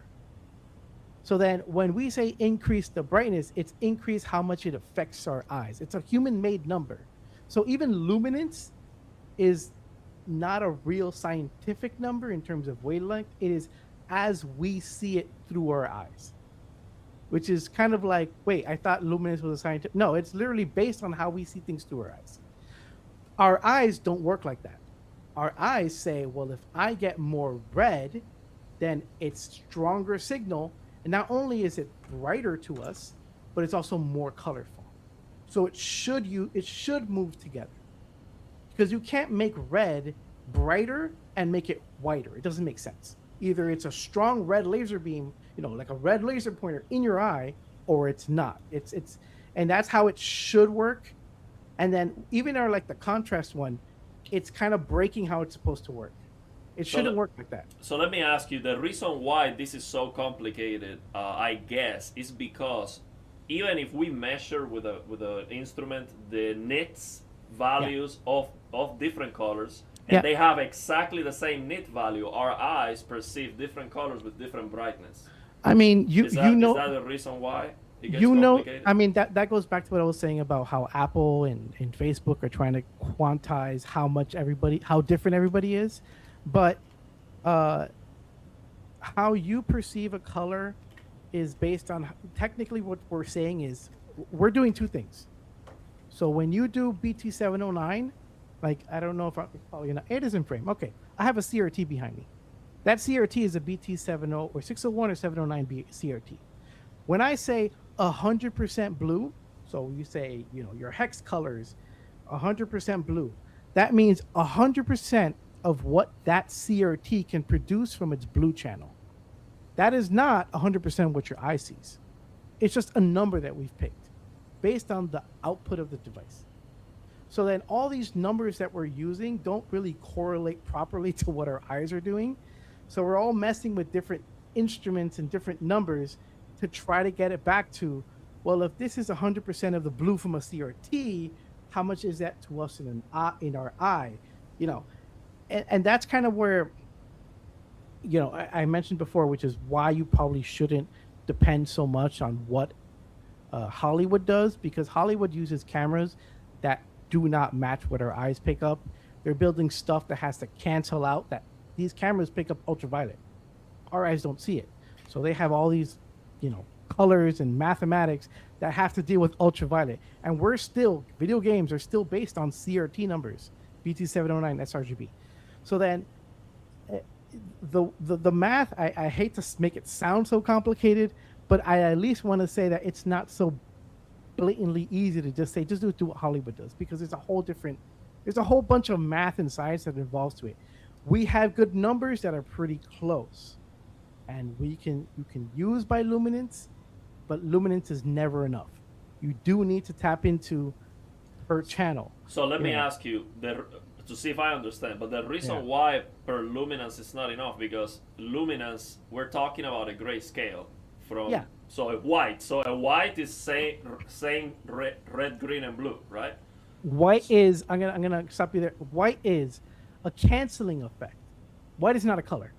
White is what happens when you cancel red and green and blue. When those colors hit your eyeballs, they cancel into white.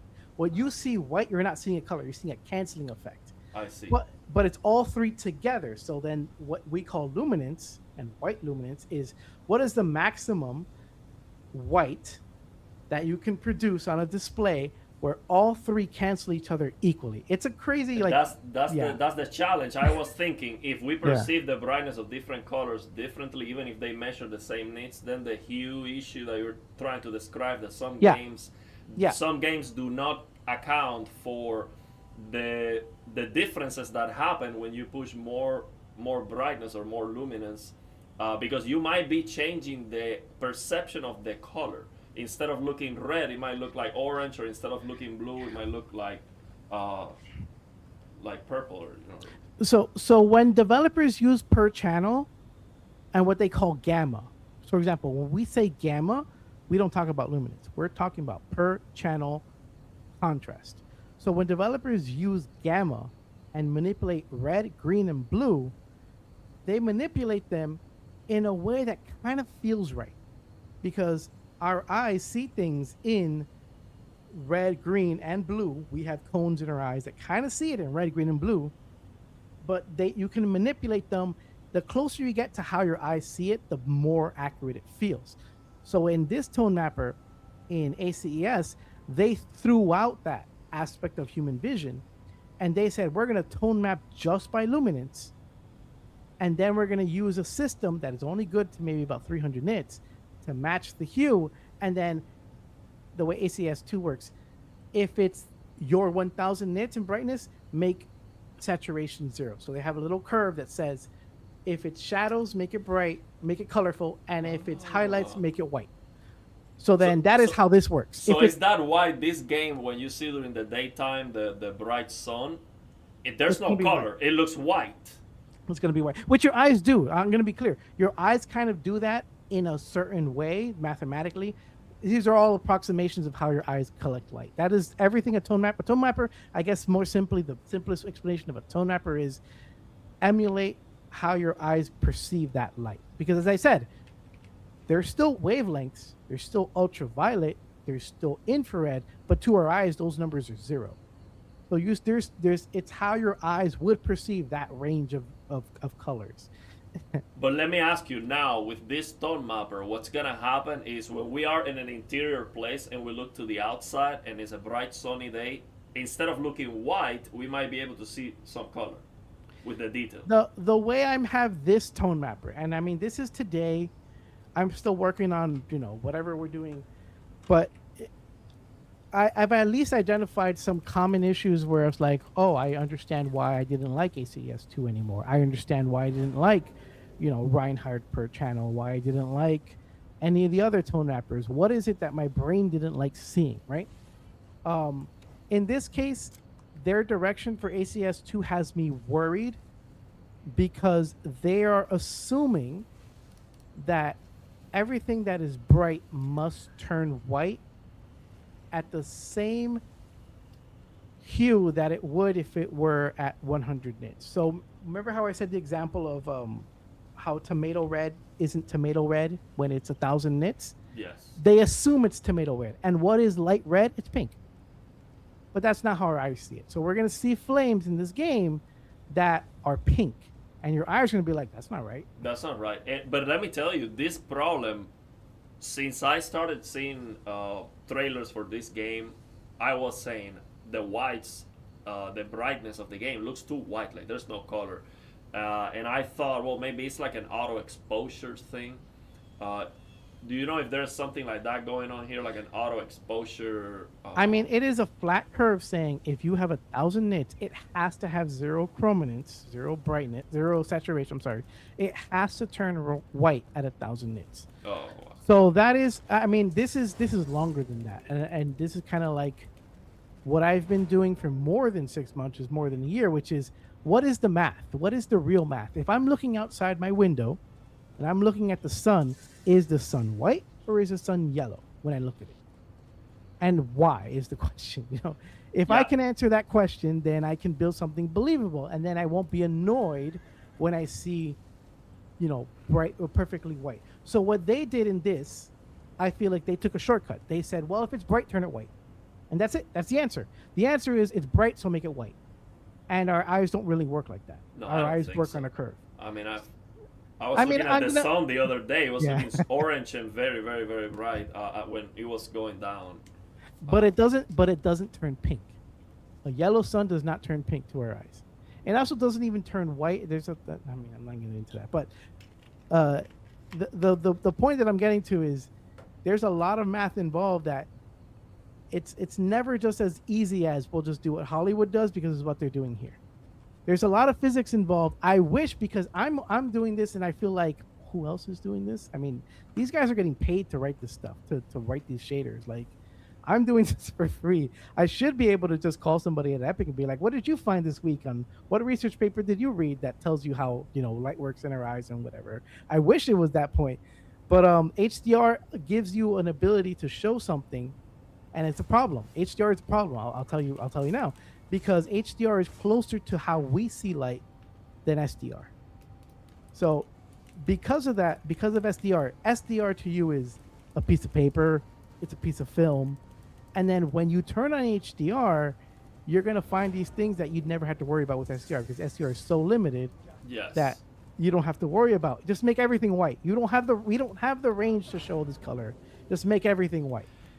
Now, for people to understand how it is possible for Reno DX to show more detail on the highlights, and you can clearly see it on games like Batman Arkham Knight, for example. If you play that now with Reno DX, you can see there's just information there that was not there before. Kina, another Real Oh, Engine yeah. 4 game. It's just a absolutely huge difference. How is that even possible?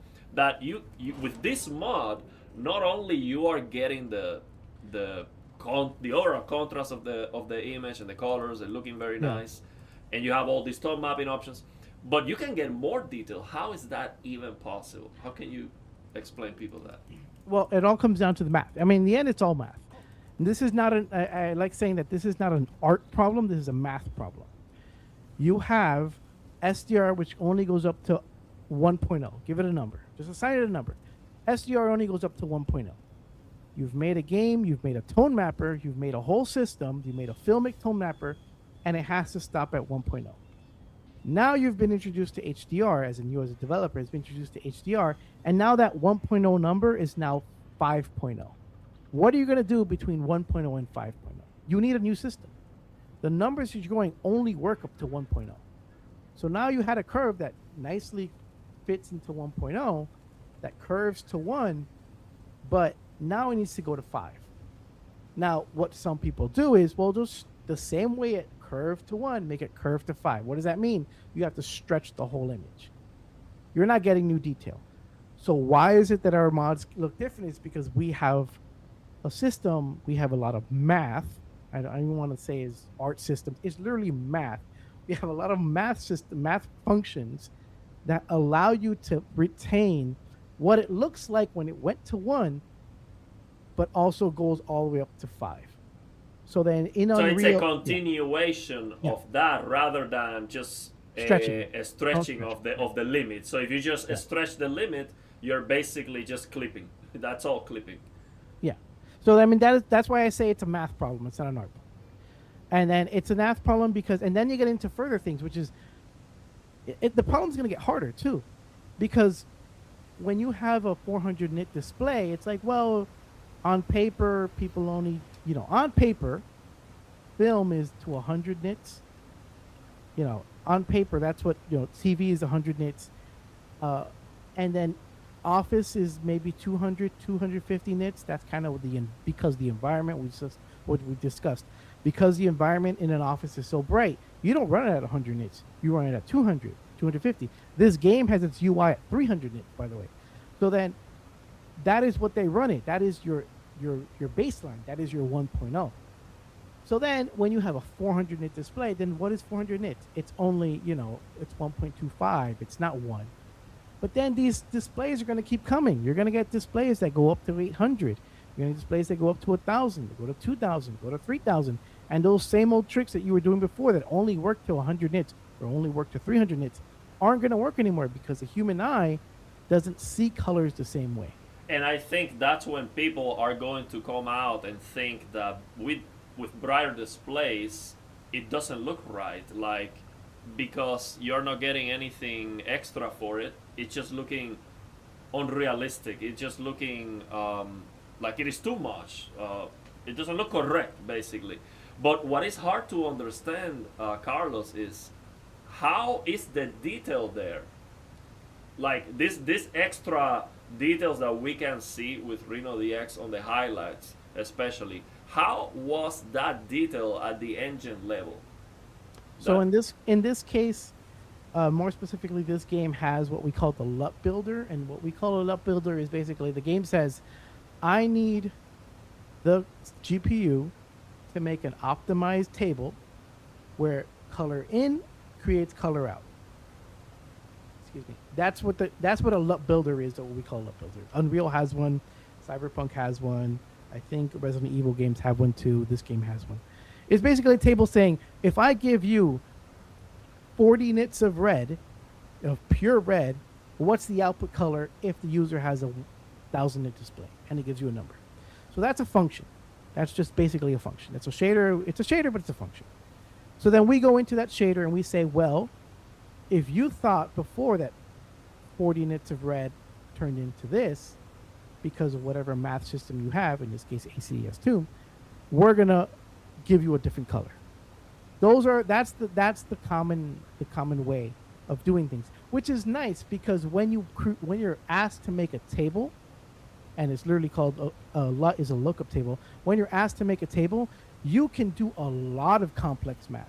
There's math that I don't even throw in there. I could put an age slider and tell you, based on how old your eyes are, I can give you a number. Based on the size of your pupil size, I can tell you how things are. Because again, there's a lot of math that's being pushed by Apple and Meta for their VR.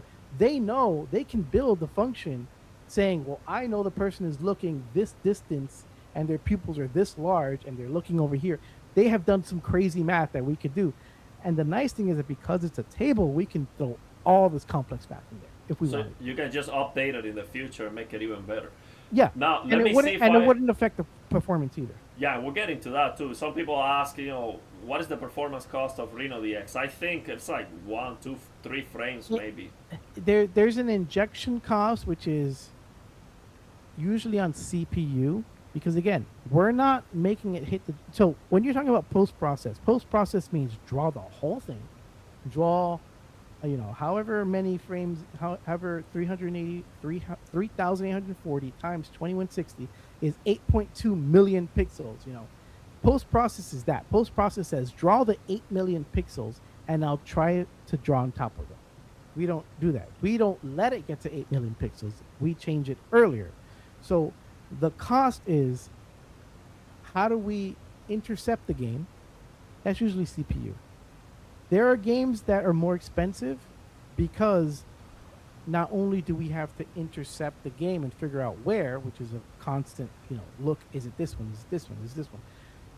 There are other games which is like, well, the game has no concept of HDR. We need to now, what it used to do for 8-bit, it needs to do for 16-bit. And that's a cost. It's not a cost because of Reno DX being a mod. It's just higher quality. It's just higher quality. It's a quality cost. Yeah. So in this game, that doesn't apply. In this game, the cost is every shader has to be checked, sounds a lot, but it's not a lot.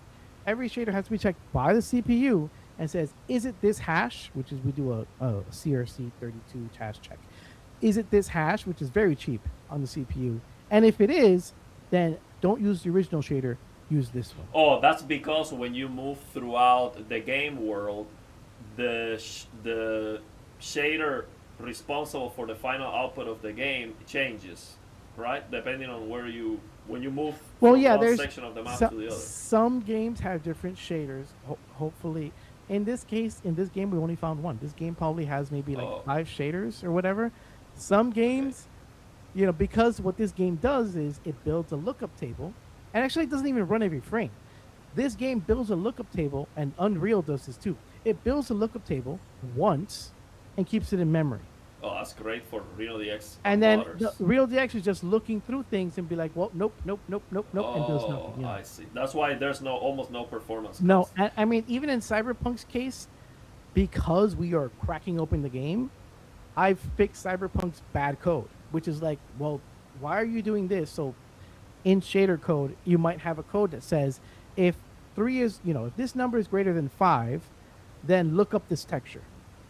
So then it might be improperly unoptimized. It might look up the texture and then say, is this number greater than 5? Having already looked up the texture. And it's like, why'd you waste your time looking up for the texture when you should have checked this number first, realized you don't need that texture, and then just continued on as a shader. So then sometimes even, in Cyberpunk's case, I'll find something in a shader and be like, well, this is dumb. Why is this doing this?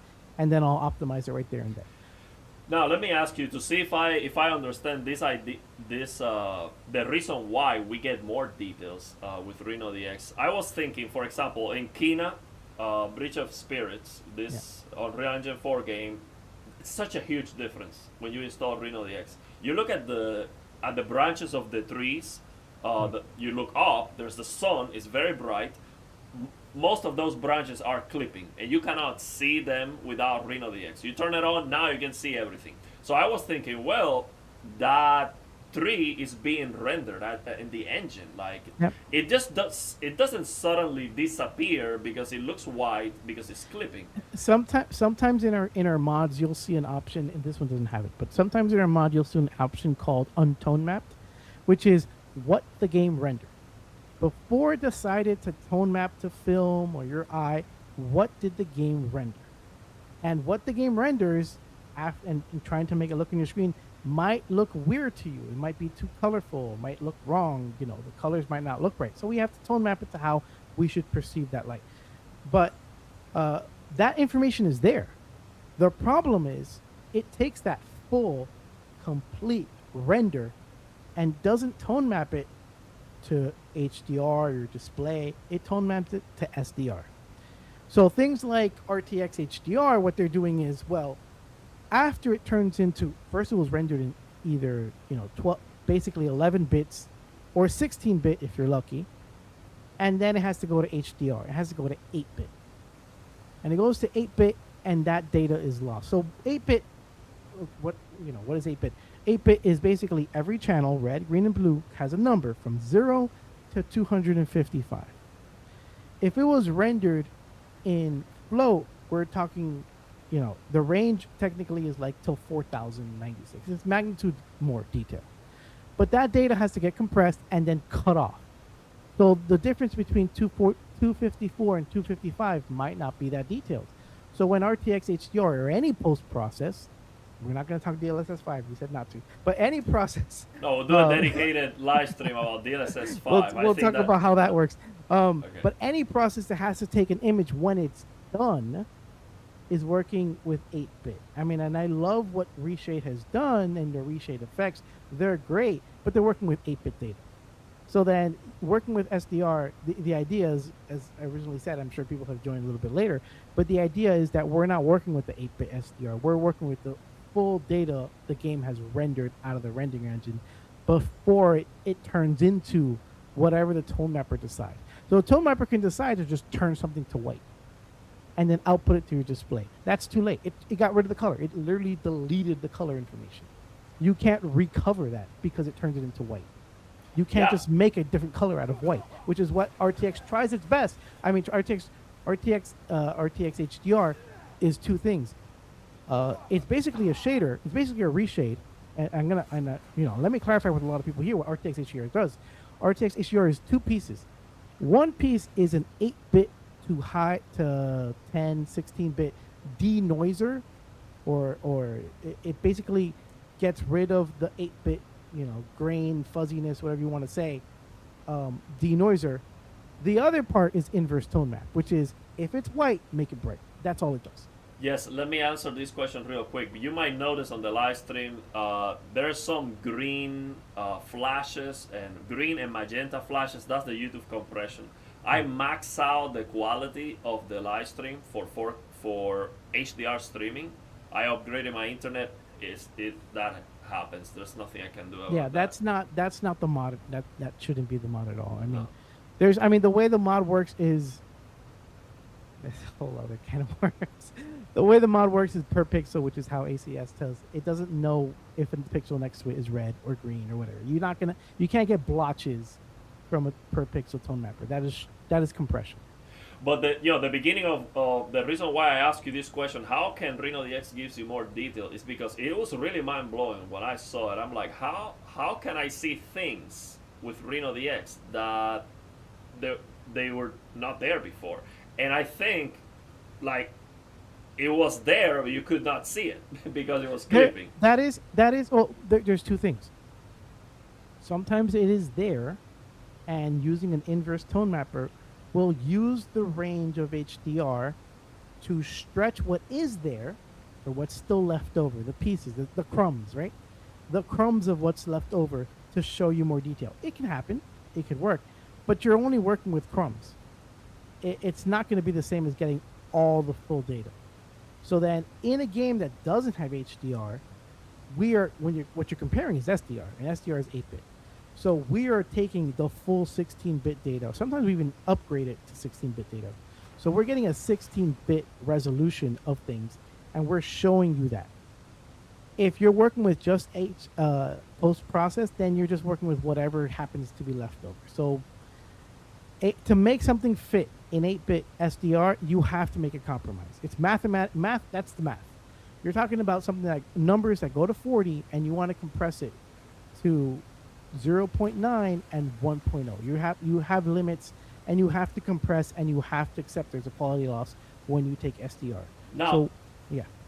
sorry, you finish the idea. No, no, yeah. So basically, there is a loss from SDR. It is mathematically required. It's not that they messed up something. It's because they have a low quality output, and from low quality output, unless you're using AI to just make it up and hallucinate, you're not going to get high quality output. So to your you briefly touched this at the beginning of the stream that AMD liked like 16 bits is faster or something like that. What can you say about this argument that some people say that AMD GPUs handle color better, like they have the quality of the bits or something is higher. Like, what can you say about that? Have you? Um, so AMD itself, the nice thing, I'm just going to touch on one point. Somebody asked about LUT sizes. So we usually, when we're working with the LUTs, we do implement tetrahedral sampling. That was the question. We use that instead of linear. It's just better. It's just the math is better. We use that. I don't think we're doing it here because it doesn't need it for what it's doing. But if it improves quality, we'll use it. On the question of AMD, AMD chips are different from NVIDIA chips, like even the Steam Deck. So when I did Silksong, people on the AMD chips, which is a Steam Deck, I didn't want them to have to compromise too much to get 16-bit visuals. And the way AMD hardware works, that's not how NVIDIA hardware works, is AMD says if something is 16-bit, run it twice as fast as 32-bit. So it gives you a lot of potential for things that aren't important. A game like Silksong, which is just 2D textures that are 8-bit textures, you can composite down to 16-bit. You can render it. You can do all you need to. There's no long draw distances that you have to worry about. So you can utilize 16-bit and make it run faster. If I force it to use 32-bit, it'll run twice as slower on AMD. NVIDIA hardware does not operate like that. These are the ALU chips. These are not the Tensor chips. These are the CUDA chips, if you heard of them. NVIDIA runs 16-bit and 32-bit at the same speed. What does that mean? In this case, this game has a lot of 16-bit math. To me, that means this game was optimized for AMD hardware, and there's quality possibly being lost in some aspects on NVIDIA. I mean, to their credit, they have a fast 16-bit processing. I think if you remember Starfield, when you used to see the benchmarks, it was faster on AMD than it was in NVIDIA. There's things you can utilize in NVIDIA that are faster. But in this case, and that was one of the problems with this game, was that there's a lot of 16-bit stuff going on that we normally don't find with NVIDIA. After all is said and done, if a game is using 32-bit for both NVIDIA and AMD, there should be no difference. Math is math. That's just how it does the math. There is, for better or for worse, there is a requirement that these math functions do what they're supposed to. That requirement is the IEEE float. So IEEE float says that when you add this 32-bit float number with another 32-bit float number, it has to be this. Which, for better or for worse, sometimes we even optimize that. For example, I'll give you a very quick example. It says that when I want to get the sign of a color, if I want to know if a color is positive or negative, if a number is above 0, the number is 1. The answer is 1. It means it's positive. The number is below 0. The answer is negative 1. And according to the IEEE, which we might not care about, if the number is 0, the sign is 0. It's a weird thing. It's not yes or no. It is yes, no, or possibly 0. So there's type of optimizations that we do, and we're stuck to this math. We're kind of bound by this math. So AMD and NVIDIA should produce the same numerical values. The question is, did they decide, the developers decide, to make a fast branch for AMD, which can use 16-bit better than NVIDIA? For PS5, they probably did. In this game, it looks like they probably did. Now, probably what's happening is that there are other aspects that also they impact performance a lot more. and still Nvidia on this game, based on hardware on box and based on the what is average for the rest of the games, this game is still favoring Nvidia. So there are other things that are probably in performance. Yeah. Usually, it's actually favoring Nvidia a little bit. But to this comment that someone says, "Look, I don't understand half of what you're saying, Carlos." Me either. Okay. Yeah. But I here's the get it, thing. you know. What I the purpose of this live stream is, okay, go ahead and download the mod. Yeah. If you can see a big difference on this game or on many other games, and you are interested, and you're like, man, this makes such a big difference, I would like to learn how to do this. You can join the Discord. You can, ask for help. They'll give you the resources to get into this thing, and maybe you can become a Reno DX developer. You're hearing some of the things that you're gonna have to learn. I want, let me tell you, Carlos, I want to do this at some point. I'm gonna interrupt you. Get in the Discord. I will. That's where we are. That I is the will. watering. That is the watering hole. That is the, that's where we are. Yeah, the thing is, I do want to. Look at this. Fail to log into Epic Games. That's the new one right there, isn't it? Or maybe not. I don't know. I don't know. Okay. I don't know. Well, I'm the not, game. I'm not touching that one. Well, here's the thing. I do have. I'm trying to win guitar competitions and all of that, so I need to study Yeah, a lot of I got things. But at some point, when I have a chance, I will go and watch that live stream we did with Musa. He walked me through how to install all the apps, all the programs that you need on Windows to set up the environment Yeah. to start modding the games with Yeah. Reno DX. I'm gonna jump in and say I kind of just did a brand new. I wouldn't even talk about that. I kind of made a new change which helps you use a script to just set up everything. The new thing that I've kind of been playing with, because you know what, that's the future, accept it or not, is basically using your AI assistant to look at a game for you. It's the same dev kit that we're doing, but a lot of times you don't want to sit through 1,000 shaders and just read through 1,000 shaders. So I've kind of made a link to say you have Claude or Copilot or whatever this is, have it look through the game. I don't know what's going to come out of it. I wrote it in a day or two, and it was like, let's just see what comes out of it. I mean, somebody's going to be like, I want to get to that point, which is like, I don't like this guy's gold helmet. I don't like it gold. I want it to be bronze. I want it to be silver. It's not there yet. Let me clarify. It's not there yet. But I want it to be the point where it's like, well, connect the dev kit to the game and ask ChatGPT to write it for you. That's what. So this was my idea. I was thinking, okay, when I have time, I'm gonna set up the environment. It is not that hard. I mean, if you follow the live stream we did with Musa, or maybe now if you have an it's easier way, It's easier. you now. get it set up, okay. And this is what you do. So you have an idea how you can actually get into this. You don't have to be an expert like Carlos that knows a lot No. of the coding. I mean, it shouldn't be. It shouldn't. It's a bad system. I'm gonna say it honestly. It's a bad system if you need my level experience to make a mod. It's just a bad system. It's not how I made it. It shouldn't be like that. Okay. It's so, not. It's not your job to have my experience to make a mod. Everybody who's worked on a mod in the Discord, and there's at least 10 of us. Everybody's worked in it, has done it because they want to, and none of them, as far as I know, have done it by themselves. Everybody's been like, "We'll help you. We'll do whatever," and that's kind of the idea of modding. As a user, and kind of to where we're saying, the idea of these mods is we want to give at least everybody options to tune the visuals to their liking. There was somebody who made a comment recently about the Reno DX mod. I was like, oh, but I like how how it pops in vanilla or unmodern. It's like, then that's kind of our fault, because the idea is that you should be able to make any type of reproduction of the visuals. You should have, the idea is to get the option, not to have, we don't want to lock you in, because that's what the developers did. Developers locked you into Yeah. one thing. We don't want you to be locked into what we think is great. That's not the idea. The idea is you can manipulate whatever, the colors, the saturation, the brightness, number common things that people want to see more out of the display that they paid for. And that is the idea. Don't download a mod and just think that, oh, I can't touch it. The experts have said it has to be this and that. Just do whatever you want. That's the idea. Sure. So let me explain so people understand. I was able to actually do this.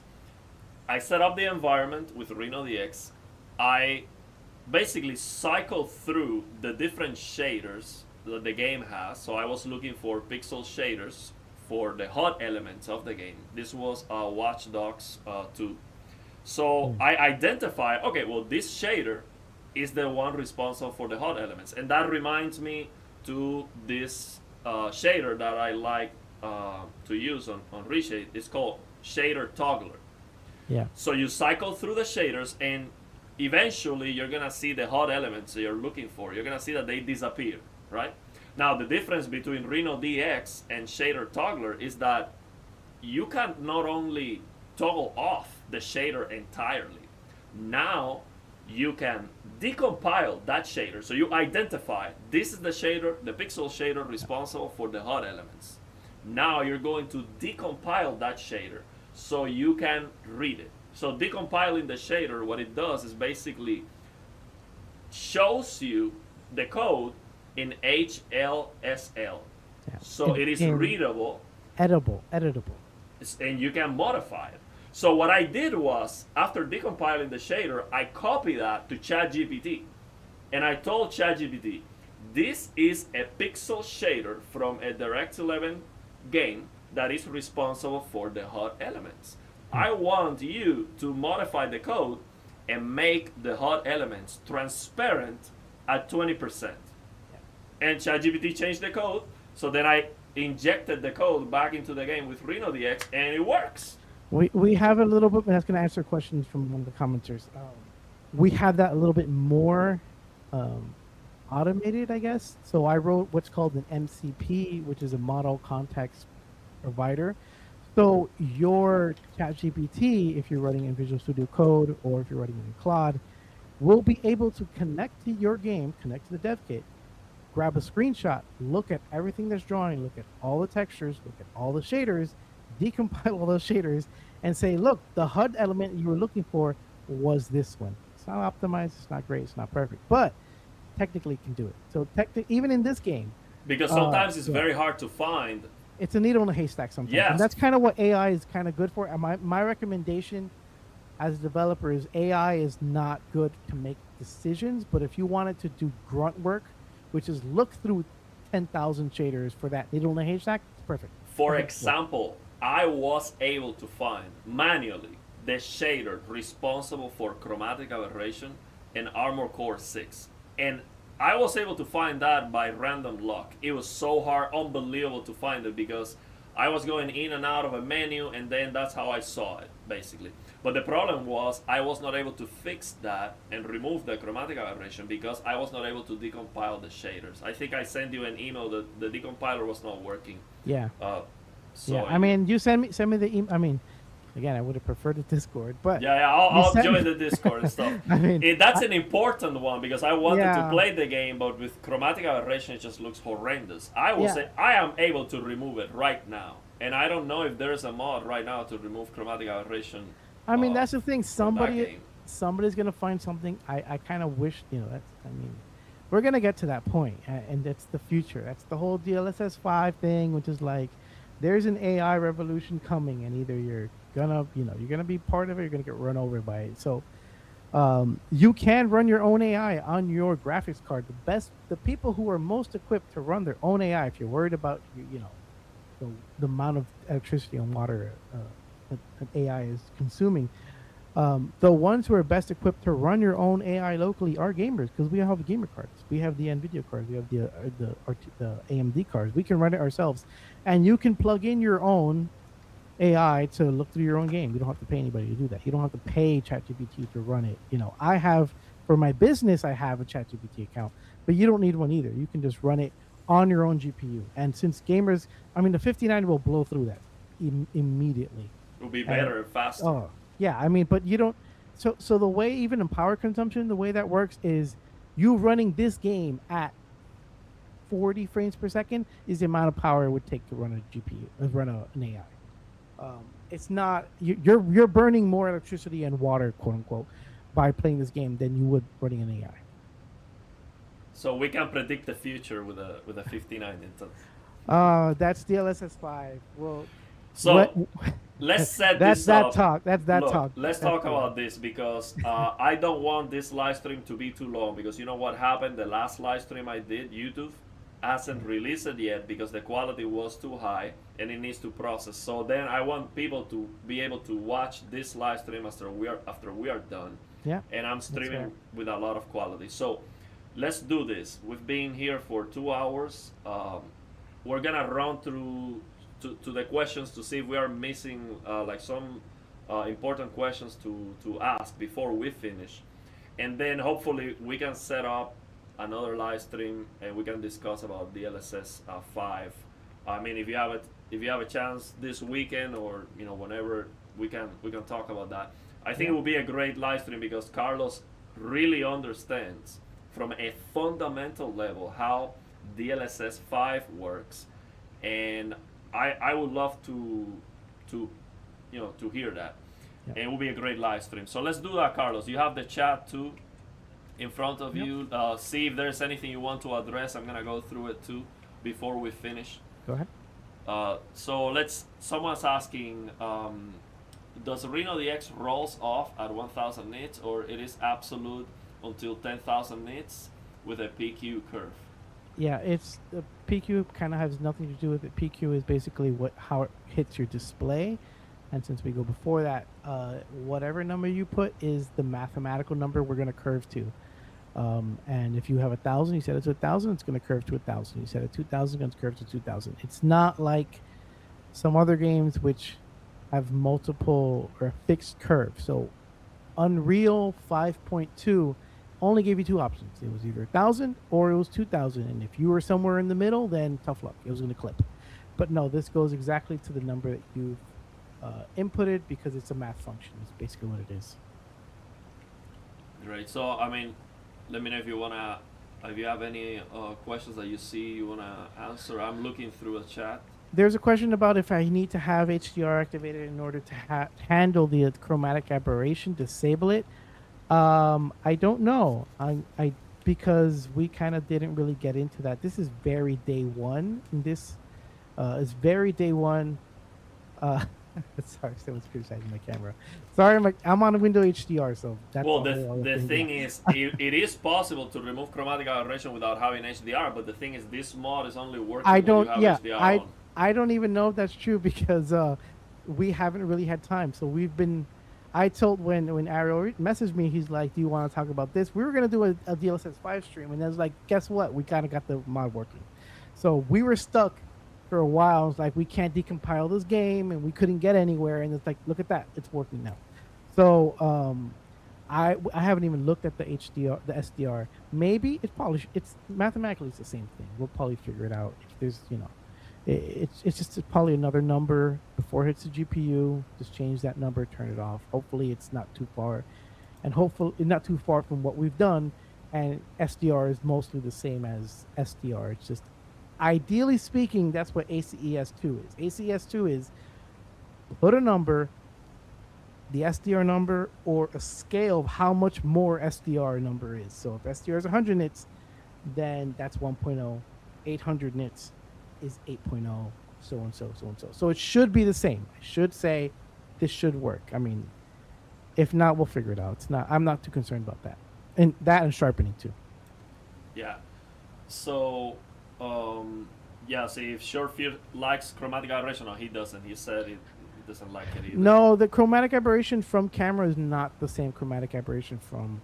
I kind of misled a little bit in the beginning. Chromatic aberration, the way your eyes have natural chromatic aberration, is not the same way camera does. So, it's just. I mean, what they're doing is they're trying to make it look like you're watching a movie, but it doesn't really work that way because there's so many other conditions that don't match sitting in the film in the theater. When you're watching a movie in a theater, that thing is massive. It's just tapping into like a little bit. The little chromatic aberration that exists is very minute. When you're looking at it from 3 feet away, that is just way more noticeable. And the definition of theater is not the same as definition of a 4K video game. Yeah. Sorry, I interrupt you. Also, just to mention, we know that the Carlos camera looks terrible. This is the StreamYard quality, the camera. I mean, this was set up real quick. We know it looks wrong, but Yeah. I mean, hopefully you're here to listen to what I have to say. Yeah, now. yeah, yeah. You know, not No, for but my, some people not- might think, well, he's the expert in color grading. His No. face looks like a mess. Yeah. Oh no, I didn't write this program. Let me leave it that way. No, I no. didn't write OBS. Maybe I have a whole other thing. That's all. That's the DLSS 5 stuff. I have a whole other thing for that, but I didn't write OBS. I haven't modded that one yet. Maybe I'll mod OBS one day. So yeah, let's leave it there. I mean, this was great. I really want people to be able to see this live stream. So if we keep making it bigger, it becomes a problem for YouTube processing. I don't want this to be I got it. not visible. So let's leave it there. I hope we can do another one soon. And DLSS 5 would be a very interesting topic. But for all those Reno DX modders, I mean, we already had Musa here on the stream. He was just absolutely incredible teacher. I mean, he's a very, very, very good teacher. I learned a lot from him. So he's welcome. Anyone from the Discord, I'll join the Discord and Please join the Discord. yeah, I will. I'm gonna join the Discord. I'm gonna know your commenters. Just remind him every once in a while. Just be like, "Have you joined yet?" I haven't. Yeah. I will join the Put you on the Discord. spot.